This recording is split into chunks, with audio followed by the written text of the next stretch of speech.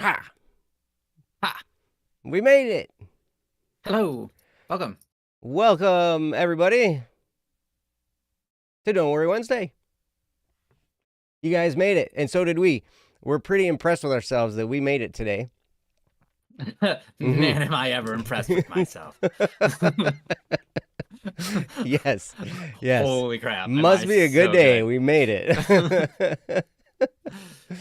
So awesome. Welcome to Don't Worry Wednesday, you guys. This is this show that is all about you guys, your topics, your stuff going on in your lives. Anything you would like to share that you would like us to talk about, you can go to don'tworrywednesday.com. It's right there in the chat. If you scroll up a little bit, you can click that link and you can go to don'tworrywednesday.com, click the submit a topic button, and you will get to fill out a topic. Please acknowledge that you are human. That is a bot detection security measure thing, right? Yes, Something like that? right. Yeah. Yes. Don't get confused and think, well, it's just a playful question. Because if you choose wrong, we will not see your topic. Mm-hmm. Yes. So yeah, but we are not professional therapists. We're not professional counselors. We're not a substitute for professional counseling or anything like that. We just want to be your friends. We want to help in any way we possibly can. If you're going through stuff, sometimes it helps to have an outside perspective, and most of all, just love and encouragement and some acceptance, and to know that it's okay, that you're okay, that we all go through stuff. And, sometimes when we are faced with something, we think, man, I'm the only person that's ever gone through anything like this. Now, sometimes we are the only person that's going through this particular, version. yeah, Set of that's a great way to say circumstances. it. Yes, because Yeah. there are nuances that, that color everything a little bit differently. And so, Well, you're the only one that's you. So exactly. Exactly. But, a lot of people have been through situations. I know it was amazing to me when I first discovered some of the different situations that I'd been through, and how many people have actually experienced it, and how many resources there were out there that can help. We want to be one of those resources. We want to help. We want to just, love you. Make sure you know that it's okay, that you're gonna be okay as you go through this. So even though sometimes life really hurts, it does. I can attest to that. Ryan can attest to that. But it helps to have people around you that love you. And it helps to have some outside perspective, because sometimes, we're looking at a situation, we're hyper focused on this one little thing or one little aspect of it or whatever, and we miss all the rest of it. And somebody can look at the whole picture and say, oh, did you consider this and consider this? And my whole train of thought was focused on that one thing, and I had figured out what I was going to do about it and everything like that, and I was all gung-ho and ready to go and focused and everything. And then somebody points out, well, did you consider these other things? Because these things were all happening too. And I'm like, oh man, I'm glad they pointed that out, because I was going to run in a terrible direction considering all the rest of this stuff. So anyway, we just want to help in any way we can. And we love having you guys with us. You guys look great in the chat tonight. Thank you guys for being here. Hatsu, I've been doing great in every aspect of the word. Great. It's greatness is all around me. Because there are I mean, you are all around yourself, so it makes sense. Well, except for the outside parts of you, but the inside parts of you have you all around them. That's true. And that's pretty great, because if that wasn't true, you'd be dead. Yeah. All right. Yeah. So I appreciate that. So thank you. It's been a crazy, busy, and it's been an outstanding time. Let's just say that. But anyway, I seem very, very happy. Thank you. My plan is working.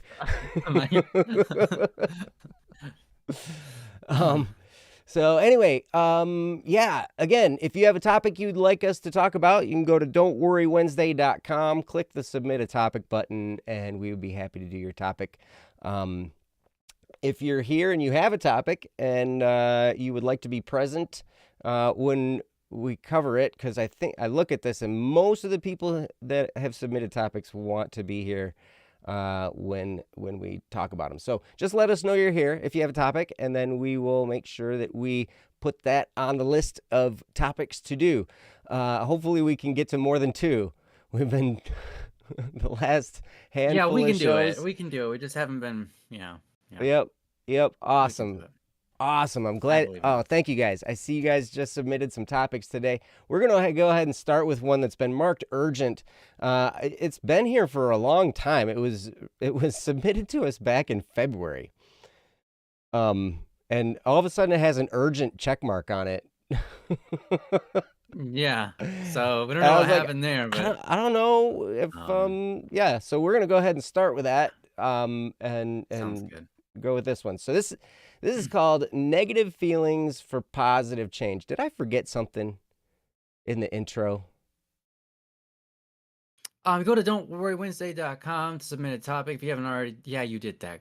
Oh, Yep. gosh. Legal And you said we disclaimer, aren't. You legal did disclaimer, legal, Yeah. you know, we're, if we offend you, it's not our fault. I'm just kidding. If we offend you, it's not our fault. That was a really bad way to say that. If we say something racist, it's not our fault. And if we Oh man. No, no, I don't think we forgot anything. I think we're good. I keep going back to Hatsu, your message, and you said I seem very, very happy. Don't let that fool you. I'm just kidding. He does seem happy today. He seems pretty good. Thank you. I got to put on my happy voice. It's I'm the host. It's my day to host. I gotta I gotta put on a happy face. Put on a happy face. There's a song. Does anybody know that song? I'm sorry, I don't. Something. Put on a happy face. I know another one, but yeah, not that one. Right on. Anyway, all right. Well, let's jump into this topic. Yes. So, oh wait, you know what I did forget? How are you guys doing in the chat? By the way, you guys look good. But how's it going? How are you doing tonight, Ryan? I am doing really well. Doing very good. Very good. How are you doing, man? Just fantastic. Yeah, you seem fantastic. Well, thank you. I'm excited to be here for the show. I'm always excited to do Don't Worry Wednesday. This is like my favorite time of the week. So I got to see you less than a week ago on, what was that, Friday? Thursday. What day was that? Thursday. That was Thursday. Yeah. Got to see you in person on Thursday, and that was nice. You looked really good, and I was happy to see you, man. Oh, well, thank you. Nice. You look way better. Than normal. Yeah, for sure. But not more better than you. Yeah, you did. Yeah, you did. I'll tell you what. Awesome. You guys are doing well, feeling pretty good. Had a great day today. That's awesome. You guys are great. Ryan has a beard. Absolutely true. It's majestic and glorious. Look at that thing. It's gonna sprout legs and start walking around. I'm sure of it. Look at that. I was right. Anyway, thank you guys so much. So yeah, we will jump into this topic. This is called Negative Feelings for Positive Change, and it's from Anonymous. So yeah, what I'm gonna do is, I gotta get my stuff together here. And yeah, what I'm gonna do is get this topic up on the screen for you guys, so you guys can read it. You guys can read along while I read it aloud. So as soon as whoa something happened. All right, we're gonna have to do this. You're gonna have a blank screen for a second. Ready, set, boom. Look at that. It's glorious. See what happens. Magnifico. We're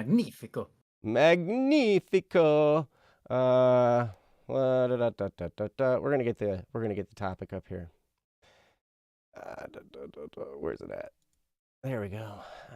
Did your thing change sizes or something? No.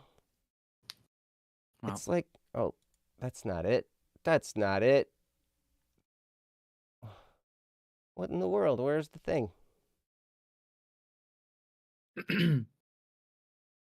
Oh, here we go. Try this.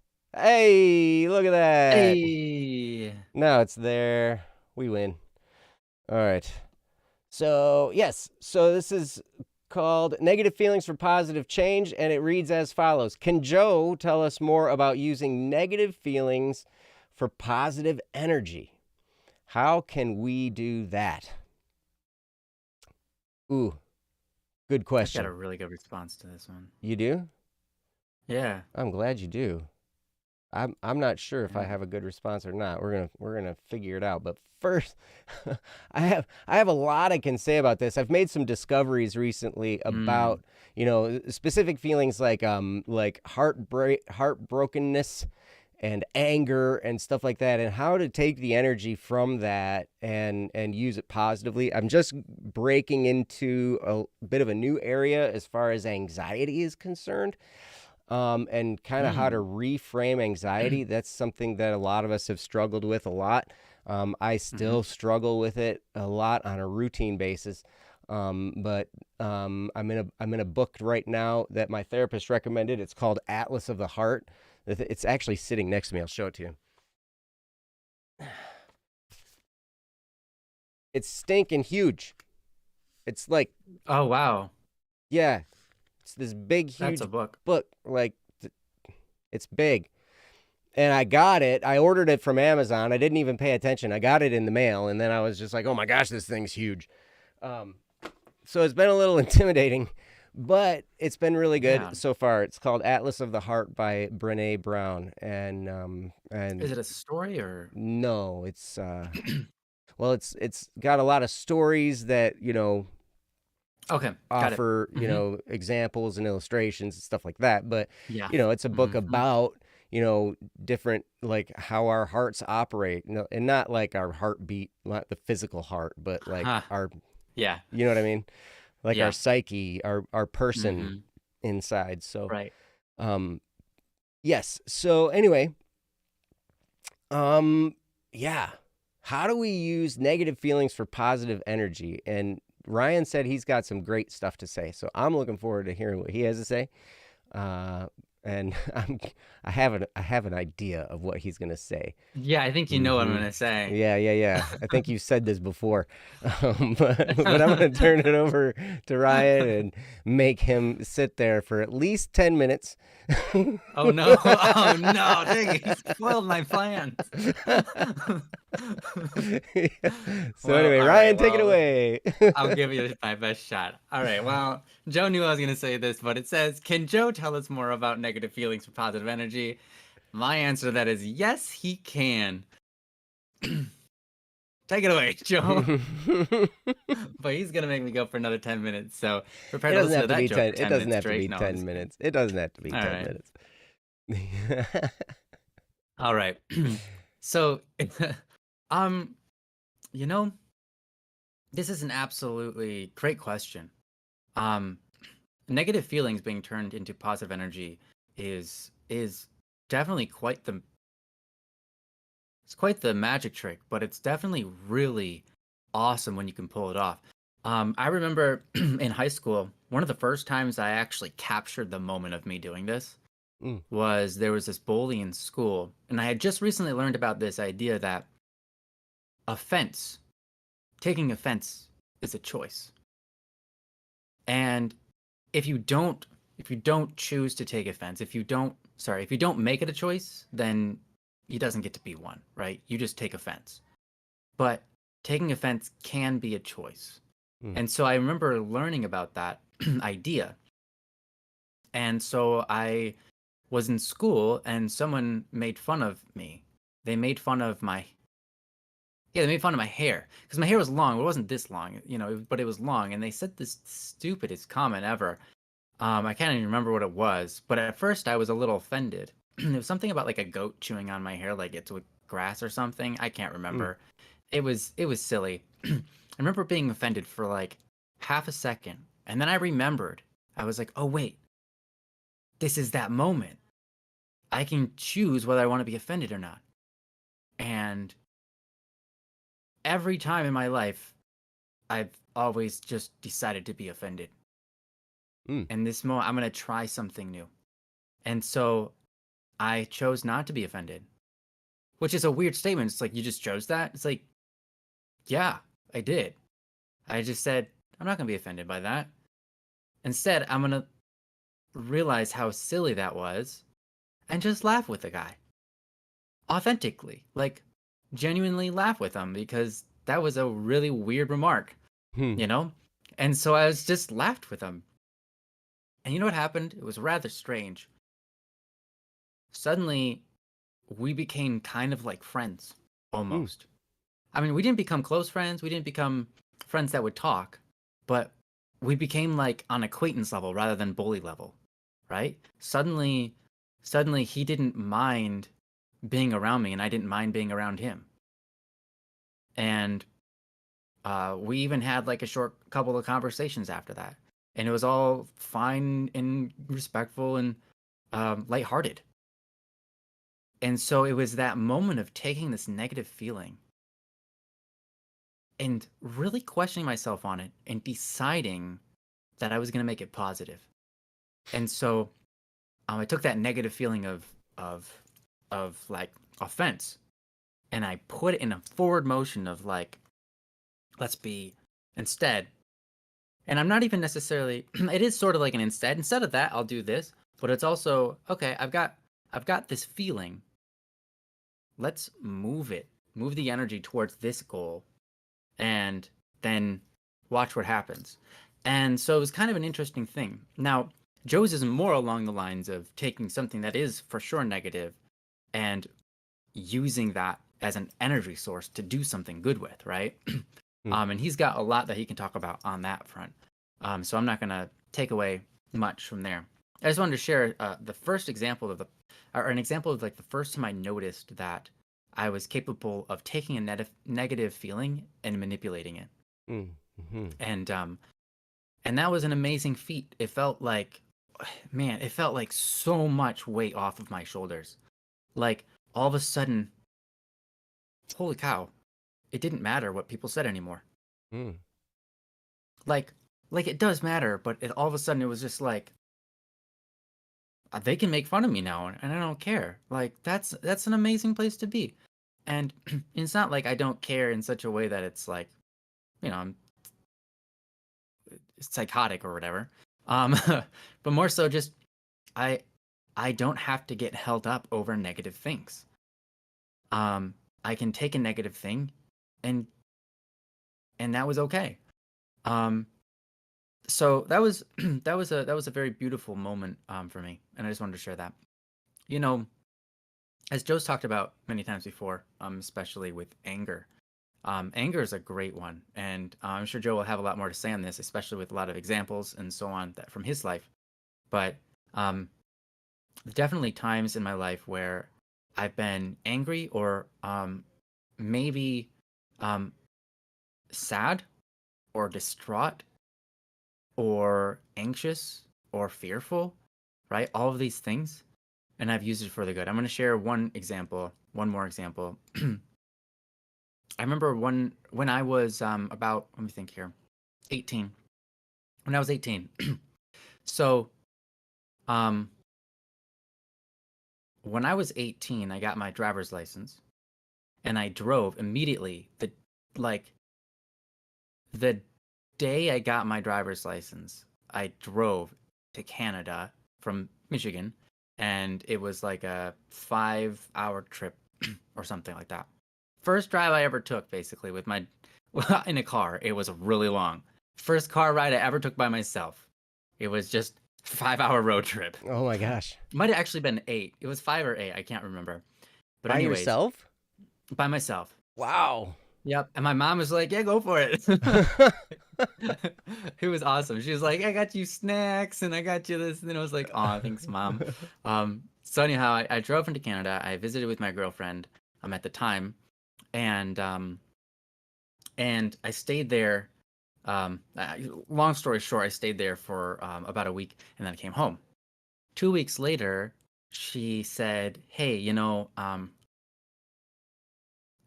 basically our relationship is over." And I said, "Why? Like, what happened?" She said, "Well, I just don't feel the same way about you as I felt when we first started dating. You know, I was hoping that when you visited, it would rekindle my feelings, but it just didn't." And I was like, Oof. panic, sort of. I mean, I was okay, right? I didn't cry, but I was just like, I got to get her back, right? And that was my thought at the time. And so what I did with that energy, that really like that feeling, I don't know how to describe that feeling, but that's a feeling. It's just like it's pretty much entirely negative of like things are falling apart. I need to fix them. I don't understand why this is happening. Um and all of that became motivation to pick up a book and start reading it. And it was called The Five Love Languages by Gary Chapman. And the five love languages in it, like the beginning chapters, talked about um, exactly what I just went through. It talked about how common what I went through is, that people fall in love, but in love is an emotional state. It isn't anything to do with necessarily true love, which goes beyond that, right? And and it talked a whole bunch in that chapter about that aspect, and I was like, wow. And so I finished the book, right? It was the very first book I've ever like literally sat down and read. I read the whole thing. It took 12 hours. I Mm. did it all in one day, basically. Um, and and most people would read that book in like 5 hours, maybe less, but I'm a really slow reader. So, um, yeah. Anyways, I read that book in 12 hours, just picked it up and didn't put it down, except to eat one time. So anyways, I used that motivation, I used that energy of like, crap, everything just fell apart on me, Mm-hmm. like this horrible feeling of, I know a lot of you have experienced it, of a breakup, that very painful experience. And I use it as a motivation to learn and to teach myself to try to get things back together. Never did, which I'm grateful for, but the the fact that I got pushed in a corner with, like got pushed down, it allowed me to climb higher than I'd ever been before, Mm. right? Mm-hmm. It allowed me to reach new heights that I'd never gotten to before. And that's a very basic principle. All of us know it. That's why we do Don't Worry Wednesday, right? You can take your problems and you can get to new places you've never been before. But this is an instance where I took those negative feelings and just put them into learning to understand. And that is like the information I felt like I gathered throughout that relationship and in that book and so on. I wouldn't trade for anything. And I was happy that I got those negative emotions because they are what compelled me to learn. So, yeah, there you go. That's about all I got, and that's an example of how you can do that. Um, but anyways, I'm gonna give it over to Joe. You're gonna give it over to me. Yeah, because you're the star of this topic. I'm the star of the topic. I mean, they That's did great. they did kind of call me out. Thank you, anonymous, Yeah. for that. Um, Hatsu, your two topics. Just you've got one about ADHD meds and one about sweet and bitter ends. Just to let you know, I could type that out, but Ryan handed it to me right at this point, so I figured I'd just answer your Hmm. question right here. So, anyway, oh, ginger beer is so good, Ash. I love Oh that yeah, stuff. I love that stuff. There's one with a ginger tree beer is on it. great. That's my favorite. I can't remember what it's Yeah. like. Comes in Oh these yeah, I have teeny that one. tiny I don't little know what it's called. bottles, and yeah. Oh, there's I have that one. I think it's uh I can't remember it, but I have some in my refrigerator. They're really good. yeah, yeah. It's great. I love ginger beer. It's oh it doesn't have alcohol in it. No, ginger beer is oddly named ginger beer, but it's not beer. hmm Yep. So Have you ever had a ginger ale? A ginger ale also is not an ale. right. They're like the same thing. Yeah, it's a Slightly soda. different, but same thing. You Yeah, know, it's a soda. yep. So yes, it is so very good. Um, yeah, like root beer. Root beer, Mm-hmm. yeah, perfect example. Yep. That's my youngest son's favorite soda is root beer. He loves that Oh stuff. yeah. But anyway, all right. So let's see. All right. So we're talking about negative feelings for positive change. This is an interesting thing. I remember first talking about this. First of all, Anonymous, thank you so much for the topic. Thanks for, Yeah. submitting this. And if it was urgent, I'm sorry that we didn't get to it till now. We didn't realize it was urgent until recently. But anyway, excuse me. How do we do this now? Because we cannot escape negative emotions. Emotions come and go like the weather, right? This is one of the things that my therapist has been trying to help me understand and just say, okay, when you have emotions that come in, you understand that they pass. And good emotions and bad emotions. We feel a certain way and we feel that way for a while and it passes. And the question is, what do we do with that emotion? Now, we can dig into what caused the emotion because sometimes there are deep things in our lives that can cause us emotional distress. And it's good to dig in. I would recommend, especially if it's severe, to dig in with a counselor, somebody who can help you make heads or tails of these things. Because if we just try and dig in by ourselves, sometimes we come to a conclusion that it may not be a helpful conclusion. I'll just put it that way. It can lead us down an incorrect path sometimes when we're trying to do this on our own. There is some that has to be done on your own.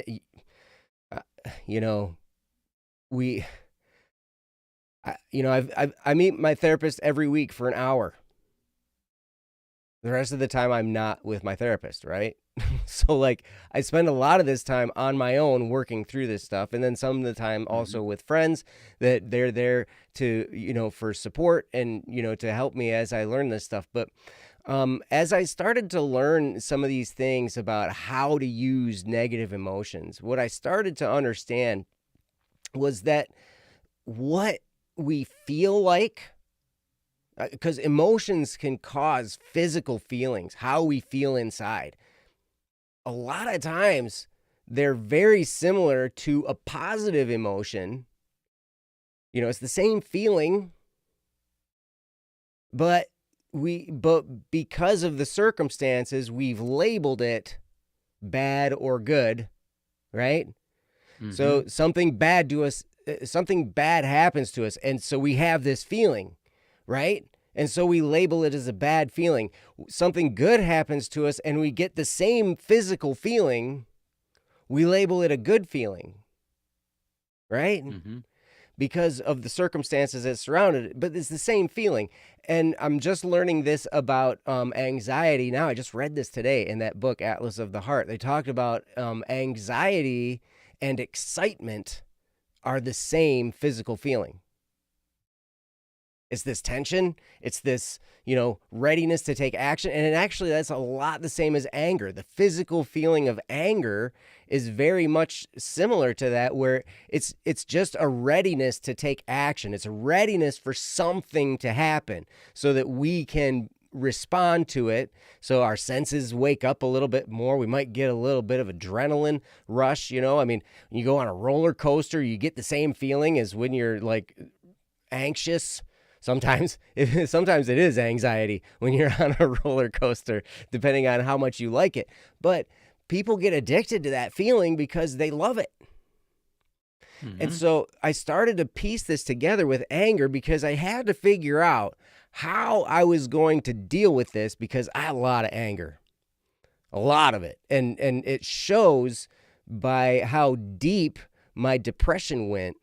And I still seem to find new roadways into depression. It's crazy, but like it's like this.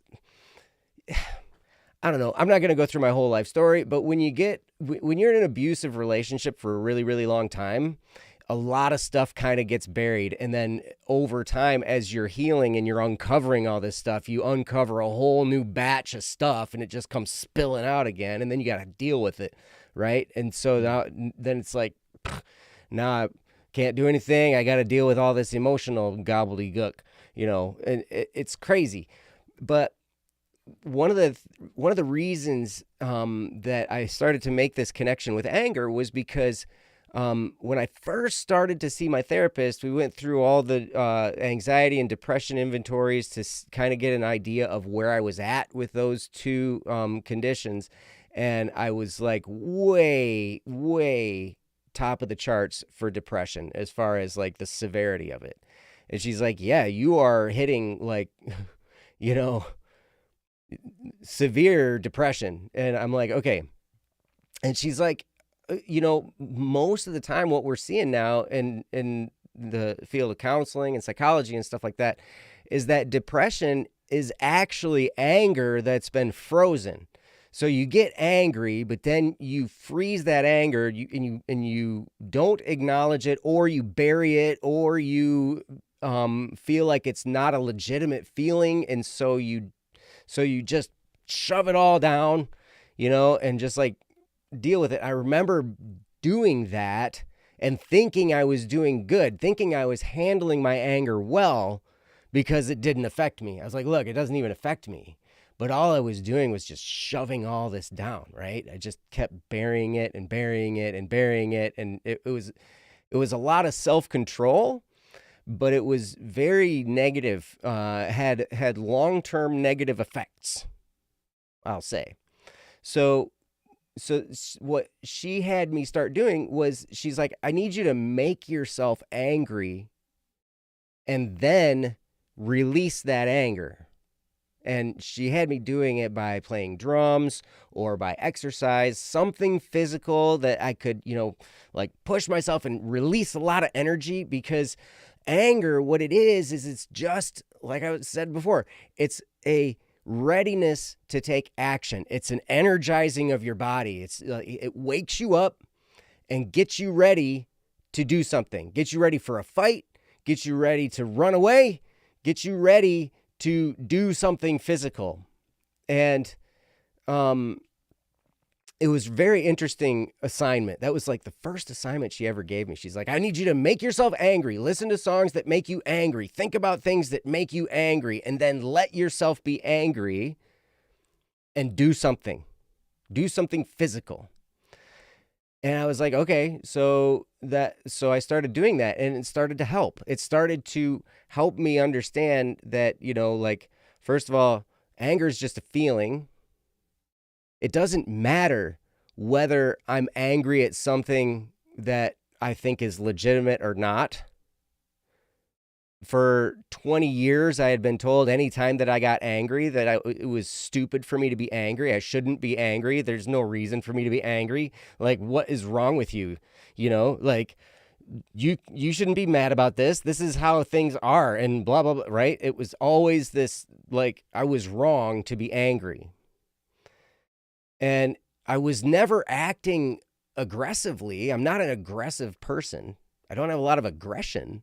But it would make me angry, and then I'd be like upset and visibly. And so then I would get told, no, you shouldn't be angry. That shouldn't be making you angry. You're looking at it all the wrong way. And there's all this gaslighting involved and everything like that, like facts get twisted around, and that would make me more angry.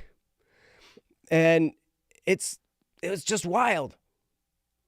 So then it's like, all right, so anger is a feeling. And it's much the same as excitement, and it's a readiness to take action. So if I can take this anger and use the energy from it to do something productive, then I'm taking that emotion and I'm using it positively rather than lashing out at the thing I'm angry at, which hardly ever works anyway. Like when somebody makes us mad and we lash out at them, it generally makes the problem worse. Mm-hmm. And For sure. I started to notice this, and like, if that's the case, then now sometimes you do have to confront things. But most of the time when we're confronting something that's emotionally charging, it's best to, address it when you're not emotionally charged up. Yeah. Because then it just raises everybody's blood pressure, and now you're fighting each other, and there's no resolution that happens. It just explodes, and there's more problems then to sift through, and maybe resentment and bitterness and all kinds of stuff that can happen as a result. So here's what has to happen. This is what I learned that I had to do in order to harness this power and use it productively. The main key to this, it's not easy to do. It takes some practice. But you have to detach the feeling from the event that caused the feeling. That can be really hard to do. But it takes a recognition of, okay, this thing made me angry. This situation, this person, this comment, this lack of comment, whatever it is. Whatever made me angry, now I have this energy. Okay, cool. I'm energized. I'm charged up. And then I have to disassociate the feeling from the thing that caused it. I have to say, well, there's nothing I can do about that now anyway. It happened. I can't change the fact that it happened. I can't go back in time 5 seconds and redo this, right? Now I'm angry. And so then it's like, okay, I have to recognize this thing made me angry, but lashing out isn't going to do anything. So I'm left with this feeling. And then when you can separate the feeling from the stimulus, now you're left with the feeling, and you can point it in any direction you want. Like you got a to-do list. You can point it at your to-do list. You got, if you're an athlete and you want to go practice, you can, go for a run. You can go do some exercises. You can put it on, make it so like whatever there's stuff that you have to do that maybe is urgent, you can take the energy from the anger and you can throw it at it. And you will get more done and be more productive because you have the energy. At least that's what's happened for me. And so, but it takes that step of recognizing, oh, I'm angry. Okay, now what? Well, this thing makes me angry. I want to yell at them. Yes, I do want to yell at them. But you know what? Yelling at them isn't going to do me any good. So what I need to do is just accept the energy. Say, you know what? I'll handle that stuff, the interpersonal stuff that made me angry. I'll handle that later. Right now, I'm going to take this energy and I'm going to use it. I'm going to point it at something and I'm going to go work out. I'm going to play some drums. I'm going to work on my to-do list. I remember when I first started to really recognize that I was harnessing this, somebody made me mad on Discord. And so I was all ticked off, and I got a message from my attorney. I was about to file my divorce paperwork, and all this stuff had to happen like that day. And it had to happen by 3:00 so they could get it down to the courthouse and file it that day in order for all this scheduling stuff to work out. There were birthdays. We had this all timed just very surgically to time the divorce filing. How many papers did you have to go through? How many papers? Yeah. Oh my gosh, the document was like 30 pages long. I had to initial like a bunch of places in there, and I had to sign the bottom, and I had to go have it notarized. So I had to go find a public notary, and it was like kind of the tail end of COVID.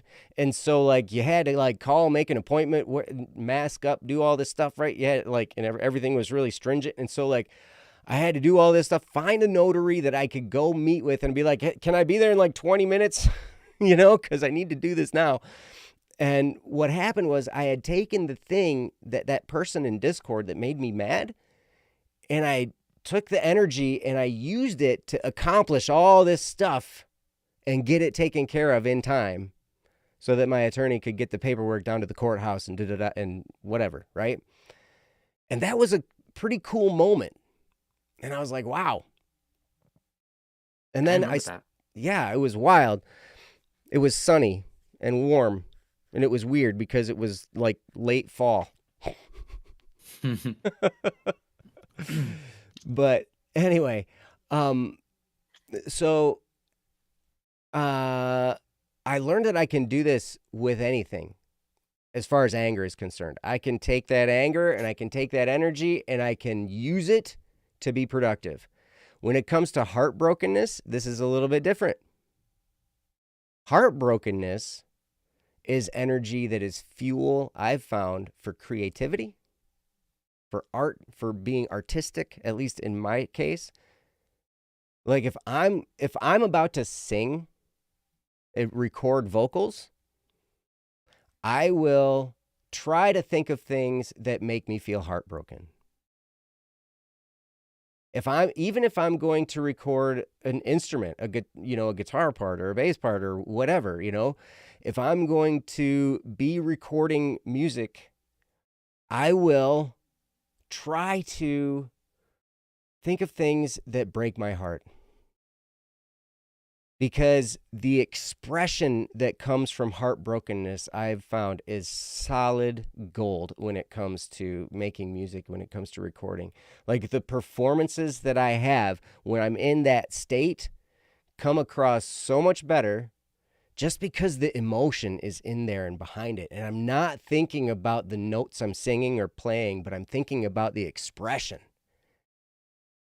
And in a recording situation, that's what you're after. You're after the expressiveness of the performance, right? And so if I'm going to do that, then I've found that heartbrokenness is the key to something that's rich. A performance that's rich with emotion, that captures the essence of what it is that you're singing about or whatever, right? Because you then throw in all this emotional nuance and that affects, your performance musically. I'm sure it can happen with visual art, except I am inept when it comes to visual art. But I also know that there are visual artists out there that when they're creating art, they're doing this in emotional state. They're like expressing emotions by drawing, or people that are writers, they'll express emotion through their writing. And that heartbroken state is one of the most emotionally expressive states that I've ever found. And so I don't know. For me, those are the big two that I've latched onto, and I'm learning about anxiety, which is a lot like excitement. So we'll see if I can use that now. Start to figure out a way to use that. Again, this is not professional counseling. I'm not trying to tell you what to do with your feelings. I'm just telling you these are ways that I've taken negative emotions and I've gotten positive. I've used them in a positive direction, where I've been able to do something productive. And what happens then is I am able to release the emotion. I'm able to let it all out and express the emotion, whether it's anger or heartbreak or whatever. And then once that's released and I'm back to kind of a more calm state, now I can actually, if there's something that needs to be addressed because of the thing that made me angry or the thing that made me feel heartbroken, if there's something that needs to be addressed with another person, that's a way better time to do it than when I'm emotionally charged up. Does that make sense?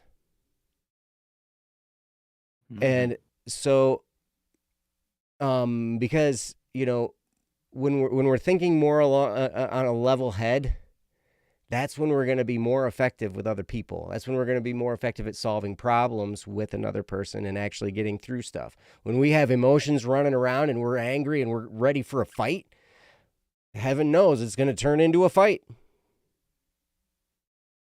And it's going to be and then people are going to walk off in a huff, and you're not going to, and maybe you'll make the problem worse.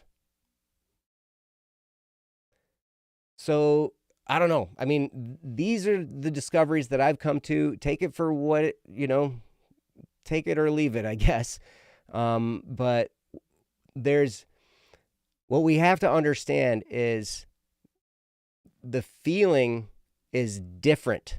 It's a different thing than the stimulus that caused the feeling. They're two different things. And once we recognize that, it's easier to separate the two and then take the energy and use it. When we wrap them all together, when we get mad, what I tend to do is somebody makes me mad. Now I'm mad. I have them all lumped in the same. They're all in the same little ball, right? Like my feelings and the thing that happened, they're all like the same. They're all part of the same thing. You got to get in there and separate the two and say, okay, now I have two things happening. I have this thing that happened and I have my feelings. There's two separate things. And when you recognize that, then you can take the energy, the feeling, and you can point it at whatever you want. And it's really, really liberating when you start to be able to do this. Now, I'm not perfect at it. I still,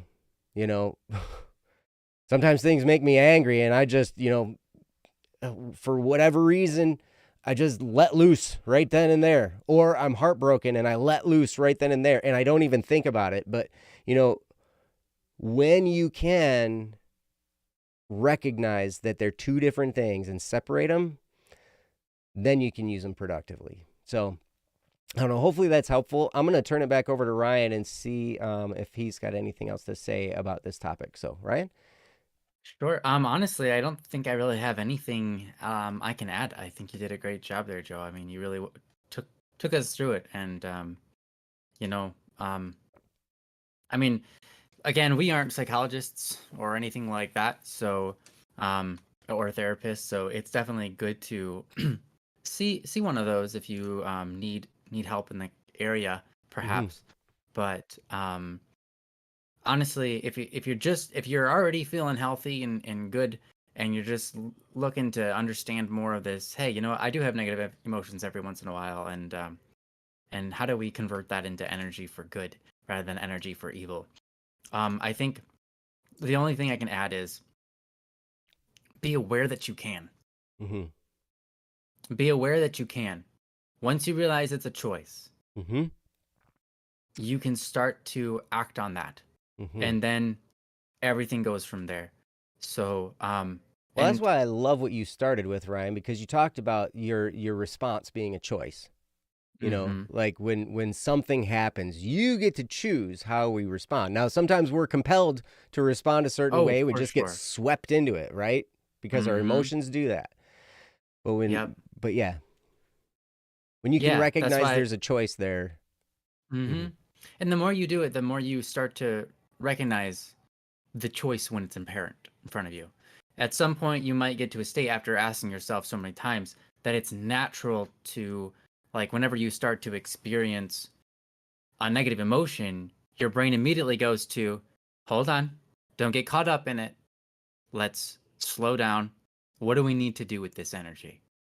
And that's really great. And you just do it over and over enough that that becomes a habit, right?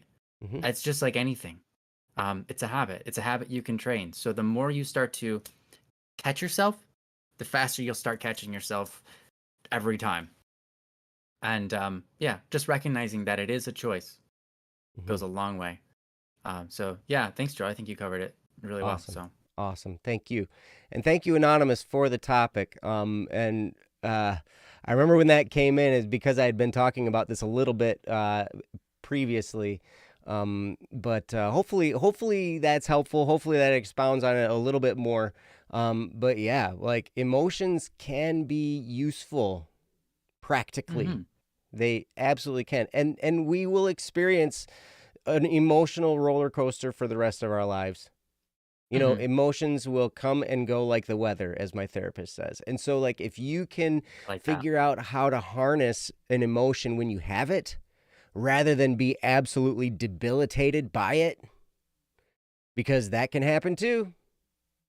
Happens to me, where I'm overtaken by an emotion and I cannot do anything. It just I'm at a standstill. I can't think straight. I can't work straight. I can't, I can't, because I'm just Oh flooded yeah, for with sure. the emotion, right? And Yeah, and that can be a common holdup when you get this emotion. All of a sudden, you're like, I can't do anything right because my brain just won't stop thinking about this thing. mm-hmm, And being able to separate it out is huge, and that's a hard thing to do. it's But hard, but doesn't it mean it's can. impossible. Yep. And like Ryan said, the more you're able to do it, the better you get at it. These are thought habits. We have habits of thought and habits of action, and it takes time to develop them. And when we develop a bad one, it takes time. First of all, we have to recognize that it's a bad one, and then we have to develop a good one to replace that bad one. We can't just stop a bad habit. We have to create a good habit in order to replace that one, or else it doesn't work, right? It's pretty wild. But yeah, and I think the general rule is it takes about 28 days to develop a habit. And then I've heard it takes 28 days to develop a habit. It takes another 7 days to cement it into place. And I think that's actually literally true. I did this. I learned that. Remember The really? Miracle Morning by Hal Elrod? Remember that book I talked about all the time? You remember that one? Yeah. That He's the one that I who mentioned all coined the time. that phrase that talked about that. That it takes 35 days actually, because it takes 28 to develop the habit and then another 7 to cement it into place. And I did that with his program, and I did that like 4 years ago. And I still do that Miracle Morning routine, and I haven't thought about it. I don't even think about it. I just do it. I get up and I read, and and I meditate and journal and stuff, and whatever. So it's pretty amazing. But anyway, yeah, thank you very much, Anonymous, for the topic. Hopefully that's helpful. And again, if you have a topic you'd like us to do, you can go to don'tworrywednesday.com, click the submit a topic button. If you, Anonymous, if you wanted to submit a follow-up, if there's something that you wanted to ask more questions about this thing, if there's something we didn't quite cover or whatever, or something specific, feel free to submit a topic. We'd be happy to go further into this. But anyway, oh, thank you, Meow, for putting the books I'm recommending up there. You're awesome. So let's yeah, thank you so much, Meow. Let's move on to another topic, shall we? Let's do it. All right, I see a check mark for another urgent one that we just got from Hatsu. Hatsu, are you still here? Let's see. I know I saw you just a second ago. Yeah, there you go. Hey, Yep. awesome, sweet. So, all right, so we've got a topic called Sweet and Bitter Ends from Hatsu. And actually, is this the one you would like us to do? I mean, this one says it's urgent, but you have one that you submitted to us back in February also. Actually, you submitted it to us on my birthday. Ooh. Huh. Look at that. Come My on. 29th birthday, and you submitted a topic. Man, oh man. Holy cow. All right, well, we'll do this one. Okay, cool. Thank you.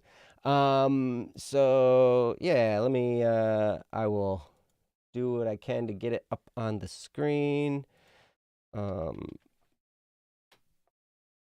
we go. Which one are we doing? Topic. We're doing Sweet and Bitter Ends. Thanks for that, for the belated birthday. That was it was back in February. You know what? I was trying to title it, and I was like, "What's the happy sad thing?" I'm like, I don't know what it was, but it's something to do with sweet and bitter. So I'm like, just gonna type sweet. I just realized it's bittersweet. That's yeah. Oh well. Bittersweet. Hey, cool. All right. Yeah, there we go. So yeah, so we'll get this topic up on the screen, and I will read it aloud, and you can read along with me. So, reads as follows. I have officially 110%ed a hat in time, but now I don't know what to do. I'm happy and sad I finished. It's my new favorite game, and it's over. I feel good and accomplished, but I'll miss playing it, and I don't know what I should do next. I expected it to last me a month, but instead, the death wishes in the game lasted me 4 days. So what now? Do I just do nothing? I want something to do, but got nothing to do now. I usually play with my best friend on Xbox, but he's busy 100%ing a game, so he'll be a while. And that's from Hatsu. So thank you very much for the topic, Hatsu. I'm hoping that we can have some good stuff to say about this. Congratulations on 110%ing the game. That's a great feeling when you accomplish something, especially when it's a challenge, and all of a sudden you get to the end and it's like, whoa, that's so cool. But as far as what to do next, man, the sky's the limit. I'll tell you, we're faced. I kind of look at this every day. I get up and I look around and I'm like, okay, I have like a pile of about 500,000 things that I need to do. Which one do I want to do today? Or which one do I want to start with? Or whatever, right? And so like there's all kinds of ways we can approach this. If you're looking for just ways to entertain yourself, there are lots and lots and lots of other games out there. Steam has lots of free games. Obviously, I know you play Fortnite. Fortnite's always free. You can go and get blown up by some sweats on Fortnite. That's right. Overwatch is a free game. That's one of my favorites. Actually, it is my favorite game at the time, but at this moment. But so as far as entertainment goes, and on Xbox, I mean, hey, there's all kinds of stuff you can do to entertain yourself, but you can also take this and shift gears a little bit and think, okay, is there anything I want to accomplish? Is there anything I want to get better at? Do I want to learn an instrument? Do I want to learn about something different? And because we live in the information age, or the conceptual age, or whatever you want to call it, the postmodern whatever age, where information about everything is at our fingertips all the time. There's lots of stuff that we can do. So Ryan is great at creating stuff. He's such an amazing musician. I remember when he first started training himself to sing. Now, he was always a good singer. He will deny this. I wasn't bad. No, I wasn't bad. Yeah, you were a good singer. But now you're phenomenal. And I remember him, talking through, because he had time in the car and he was driving, and he used that time to practice singing and to really, really hone his craft in singing, his personality, all the little nuances of his voice, which make what you hear when you hear Static P. It's absolutely beautiful. And so, thanks, man. So, but that's a thing that he decided to focus on and get better at, and decided, hey, you know what? If I'm going to find somebody to sing my stuff, maybe it ought to just be me. And if I'm going to do that, I better get better. And he did it. And he continues to. So I'm going to turn it over to Ryan and see what he has to say about this topic. So, Ryan? All right. Yeah. Thanks, Joe. And yeah, thank you for your kind words. And yeah, I agree with that nature. As Neon Sai said as well, invest in a hobby. And practice your drawing when you drive. Oh my. What I do. Yeah.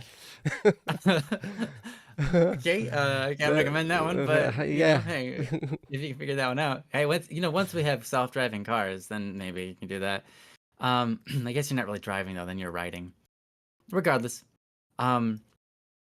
so it's first I want to talk about sweet and bitter ends. I guess bittersweet ends. There's a lot of there are people out there who will watch a movie, watch like an entire series of anime, or play an entire video game, and they'll get to like the last 2 episodes and they won't watch them because they're they have a fear of ends Mm. because they've developed a fear for things that end. And so they literally won't watch them, which is crazy to me that that's a thing.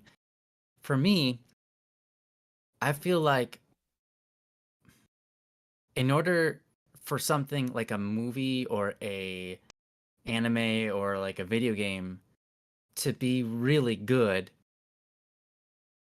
not all the time, but most of the time, it needs an end. It needs a very good ending.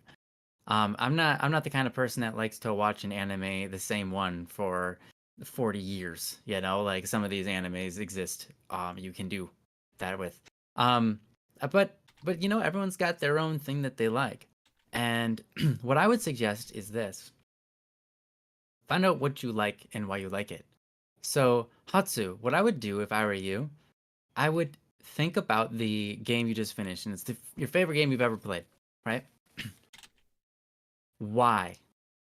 What are the elements in it that what are the elements in it that make you like it, that not necessarily um a specific sense, more so in a broad sense that match with your personality.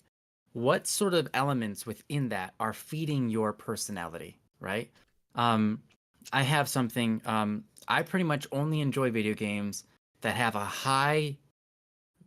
um a high degree of ability for ingenuity, right?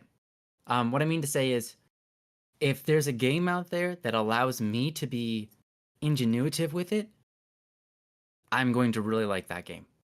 Mm. The more options and stuff I have to choose from to make my own creation within the game, the more that I'm going to like it. And the more that that is a diverse thing where it's not like everybody can pick everything. It's like, no, you pick your path and you cannot stray from it. The more it's like that, the more I like it because you have to invest. And that's another thing. If there's a game that I can invest in, and because of my investments, I see rewards, that's a game that I like, right? When a game is really difficult and you have to try over and over and over, and as you try, you get better and better and better, you're investing time into it. And that reward of finally having that victory, that feels really good for me, right? And so these are things that I enjoy, and I recognize that not everybody enjoys them. In Mm. fact, a huge, very large portion of video gamers hate ingenuity, which is Mm. a weird thing. And the reason I know that is because people who produce games try to limit ingenuity like almost at all costs because they've found that people are attracted to simplicity, not Mm. complexity. In order for something to be ingenuitive, it has to be complex because you have to be able to do something within it, within the confines of the game to make something your own. So these are just things to pay attention to. What really strikes you that you are enjoying within it?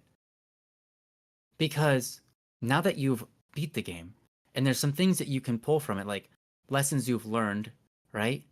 Abilities that you've gained, things that you've strengthened in because you've played it. It's great to take time to reflect on what made it your favorite game of all time to date, right? One of my favorite games of all time, Ragnarok Online. I played it for 7 years. Um, and I even started coding in it. And about my fourth year in, I started writing code for it. Became a game master, as someone who helps run the game and stuff. Um, and it was really great time. And there were so many different aspects about it because I sat there and I started to think, what did I like about it? What made it the best game of all time for me? And I learned a lot about myself.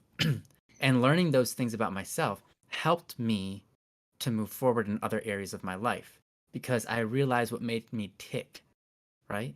When you realize what makes you tick, when you can figure out and focus on, oh, I like this aspect of this game or this movie or whatever it is, it helps you not only just pick better movies for yourself and things like that, but it also helps you in all of your ventures in life if you keep them in mind and go, how do I orient myself towards this activity to make the activity appealing?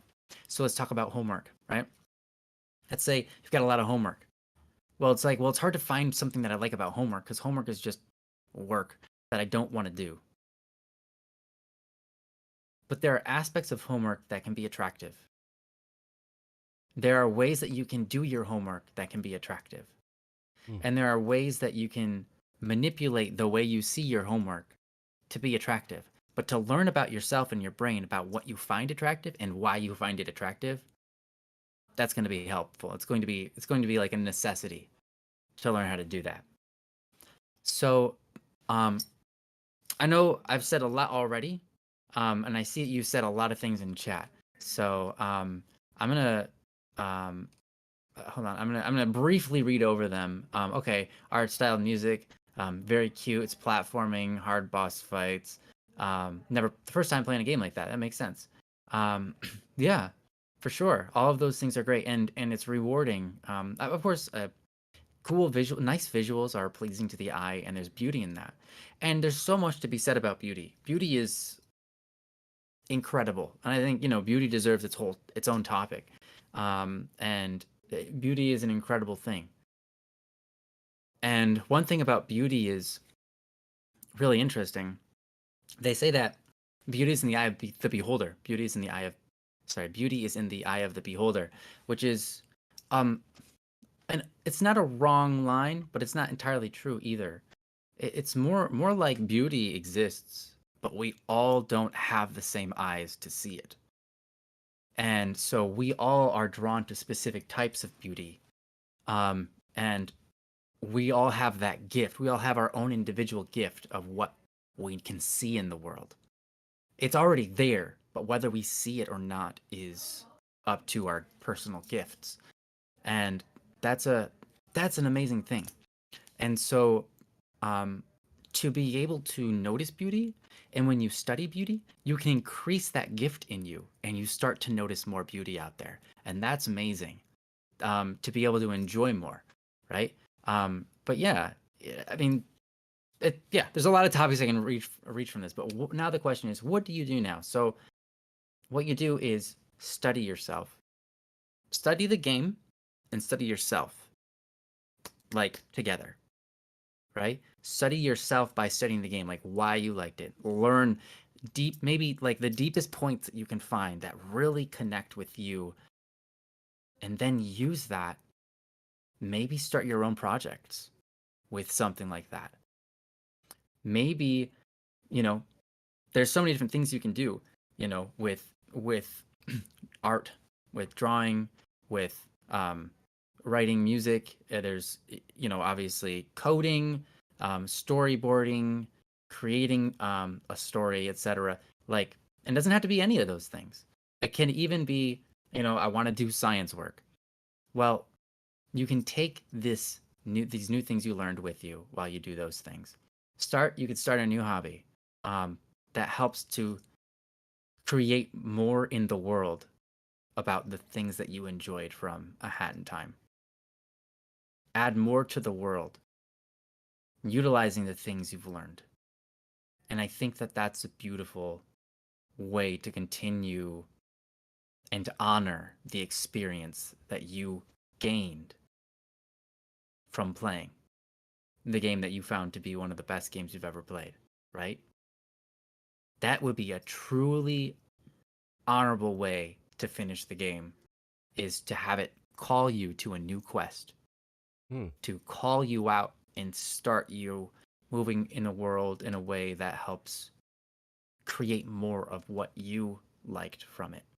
And it doesn't have to be you making video games, but adding to the world more of what you liked, and whatever that means, is a great thing to do.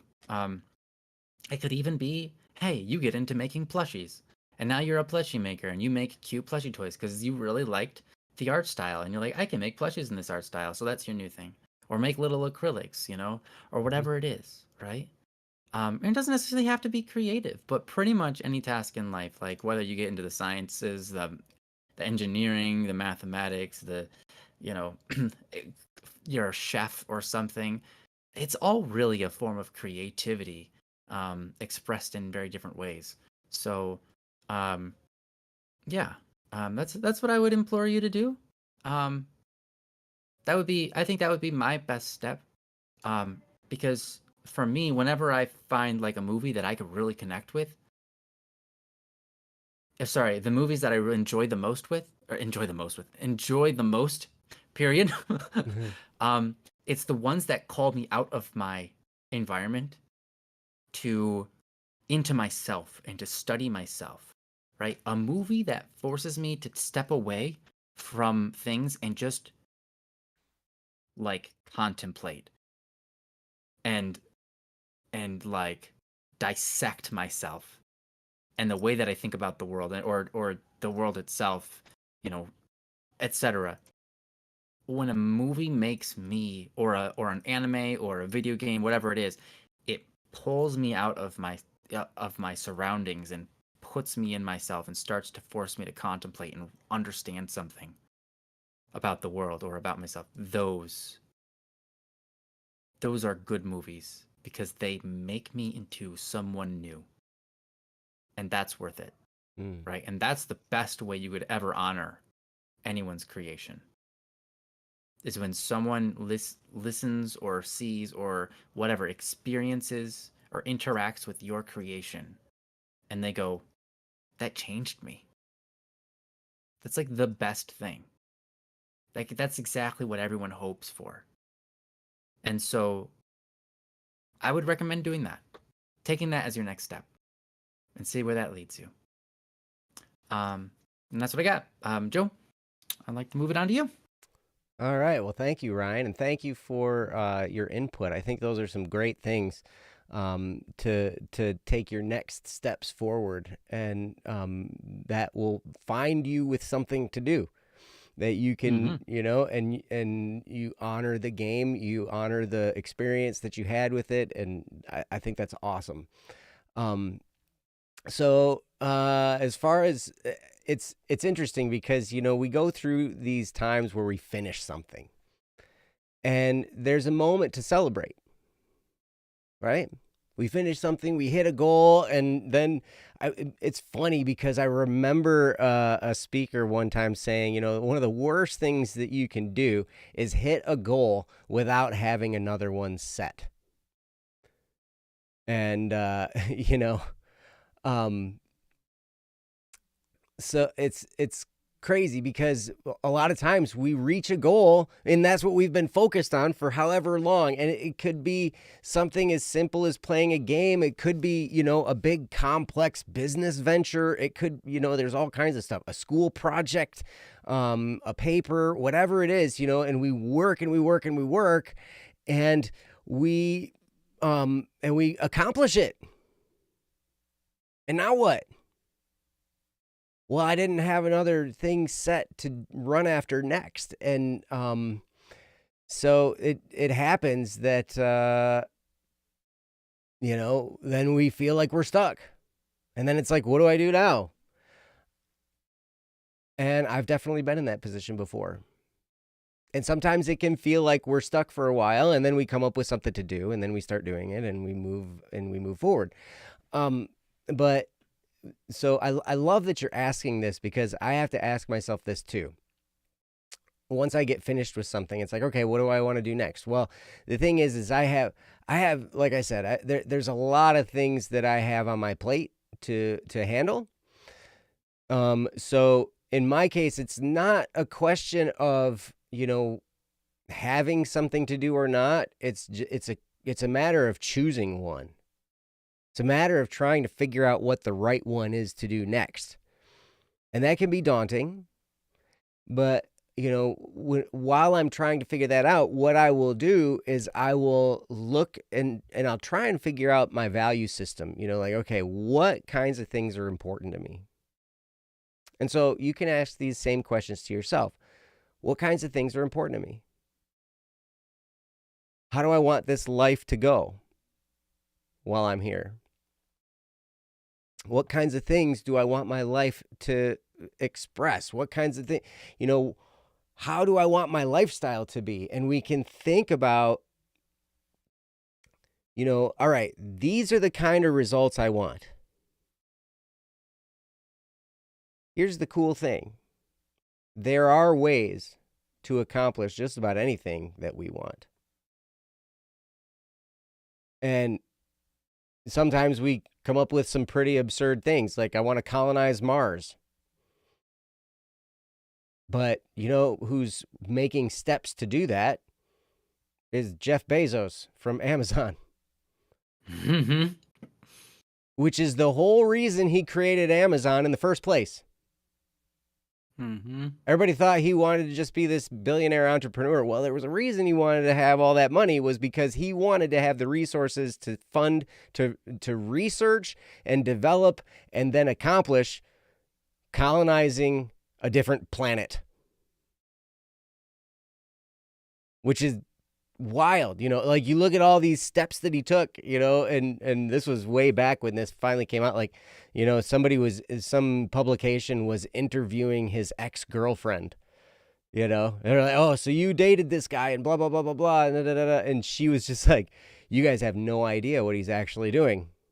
You're asking all these questions. You have no clue. And they're like, what is it? She's like, he wants to colonize Mars. They're like, what? Doesn't seem like what he's doing. Right. But he had these steps in place. Why am I talking about Jeff Bezos? Because you're trying to figure out something you want to do, right? And so what I'm telling you to do, if you're struggling trying to figure out what it is you want to do next after you accomplish something, and you can use this after accomplishing a video game. You can use it after accomplishing any type of goal. Oh man, I just whacked my mic. You know, what do I do next? Well, if you're struggling with that, a great place to start is, what am I all about here? What kinds of things would I like to see? How would I like to see the world change? That's a telling one. Mm-hmm. What makes you upset? What condition that exists in this world makes you upset? And I've been told that the things that make us upset are the things that we've been put here to fix. And they're different for all of us. You know, one of the things that makes me more upset than anything is racism. And I know that I'm not going to fix racism, you know? But I'm like, okay, well, why is this the case? And it's like, well, it's just the whole idea of somebody being better than somebody else just because of, you know, because of their skin color or because of their, you know, whatever. Like any kind of discrimination just really, really makes me upset. Whether it's discrimination based on belief system, discrimination based on, you know, how rich somebody is or how poor somebody is or whatever, you know, discrimination on somebody because of their job, discrimination because of the grades they got or the schools they got into or didn't get into and all this kind of stuff. Like discrimination just makes me so angry. I feel you there. So angry. Because we're all people. And we all have stuff. We all have stuff to accomplish. We all have talent. We all have problems. And we're all put in this world. And somebody thinks they're superior to somebody else because they make more money than them? Sorry. Or the opposite. Or the opposite. Yeah. Yeah, or someone thinks that they're better than another guy because the other guy's rich and they're not. Yep. It's like, that's weird. Yep. But that's a common thing. People do it all the time. Yep. The Somebody guy's thinks rich, therefore he's evil. Yeah. But that's not necessarily the case either. Mm-hmm. There's good and evil, rich people and poor people. Sure is. Right? And actually, we all have good and evil within us. You know, that's Yeah. that's a Right. that's an internal battle that we all fight our entire lives, right? We have this battle of good versus evil within us. But man, Hmm. but discrimination for any cause just makes me so angry. And you know, like I don't think I'm ever going to totally fix that, but I might be able to fix it to some degree. And that's why BSS is here, right? One of the things that we talk about as a company is creating opportunity for artists. Now, for musicians, for artists, for all this kind of stuff, right? To make it actually something where somebody can make a career out of it, and we have to prove it first, right? And so as we're moving things forward, it's like, okay, I remember when I was a kid, you know, like one of the things that frustrated me more than anything, I went into my high school guidance counselor before my senior year of high school, and we were going to go in and talk about, you know, what I wanted to do. You know, he's like, okay, well, what kind of college do you want to go to? What kind of preparation? You know, they're trying to figure out how we're going to set up my senior year of high school to gear me toward the school that I was going to do after high school. He's like, what do you want to do? And I said, I want to be a rock star.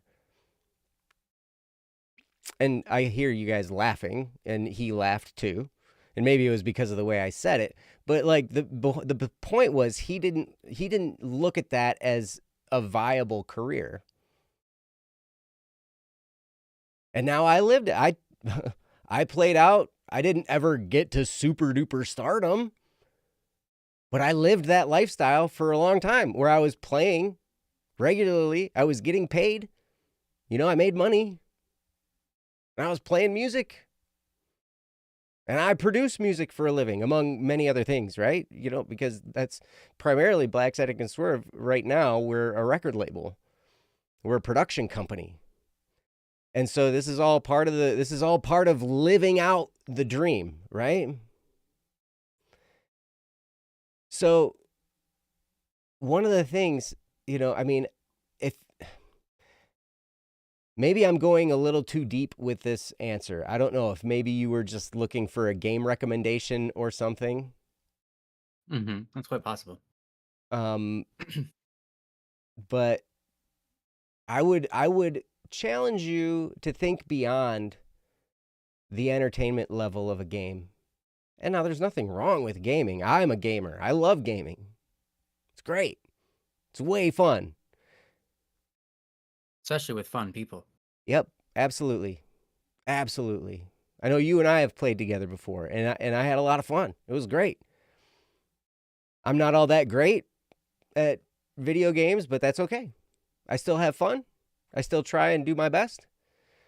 But the point I'm trying to make is there's more to you than just whatever you do to entertain yourself. And so I would encourage some thought time in digging a little bit deeper into who you are and what you're here to do.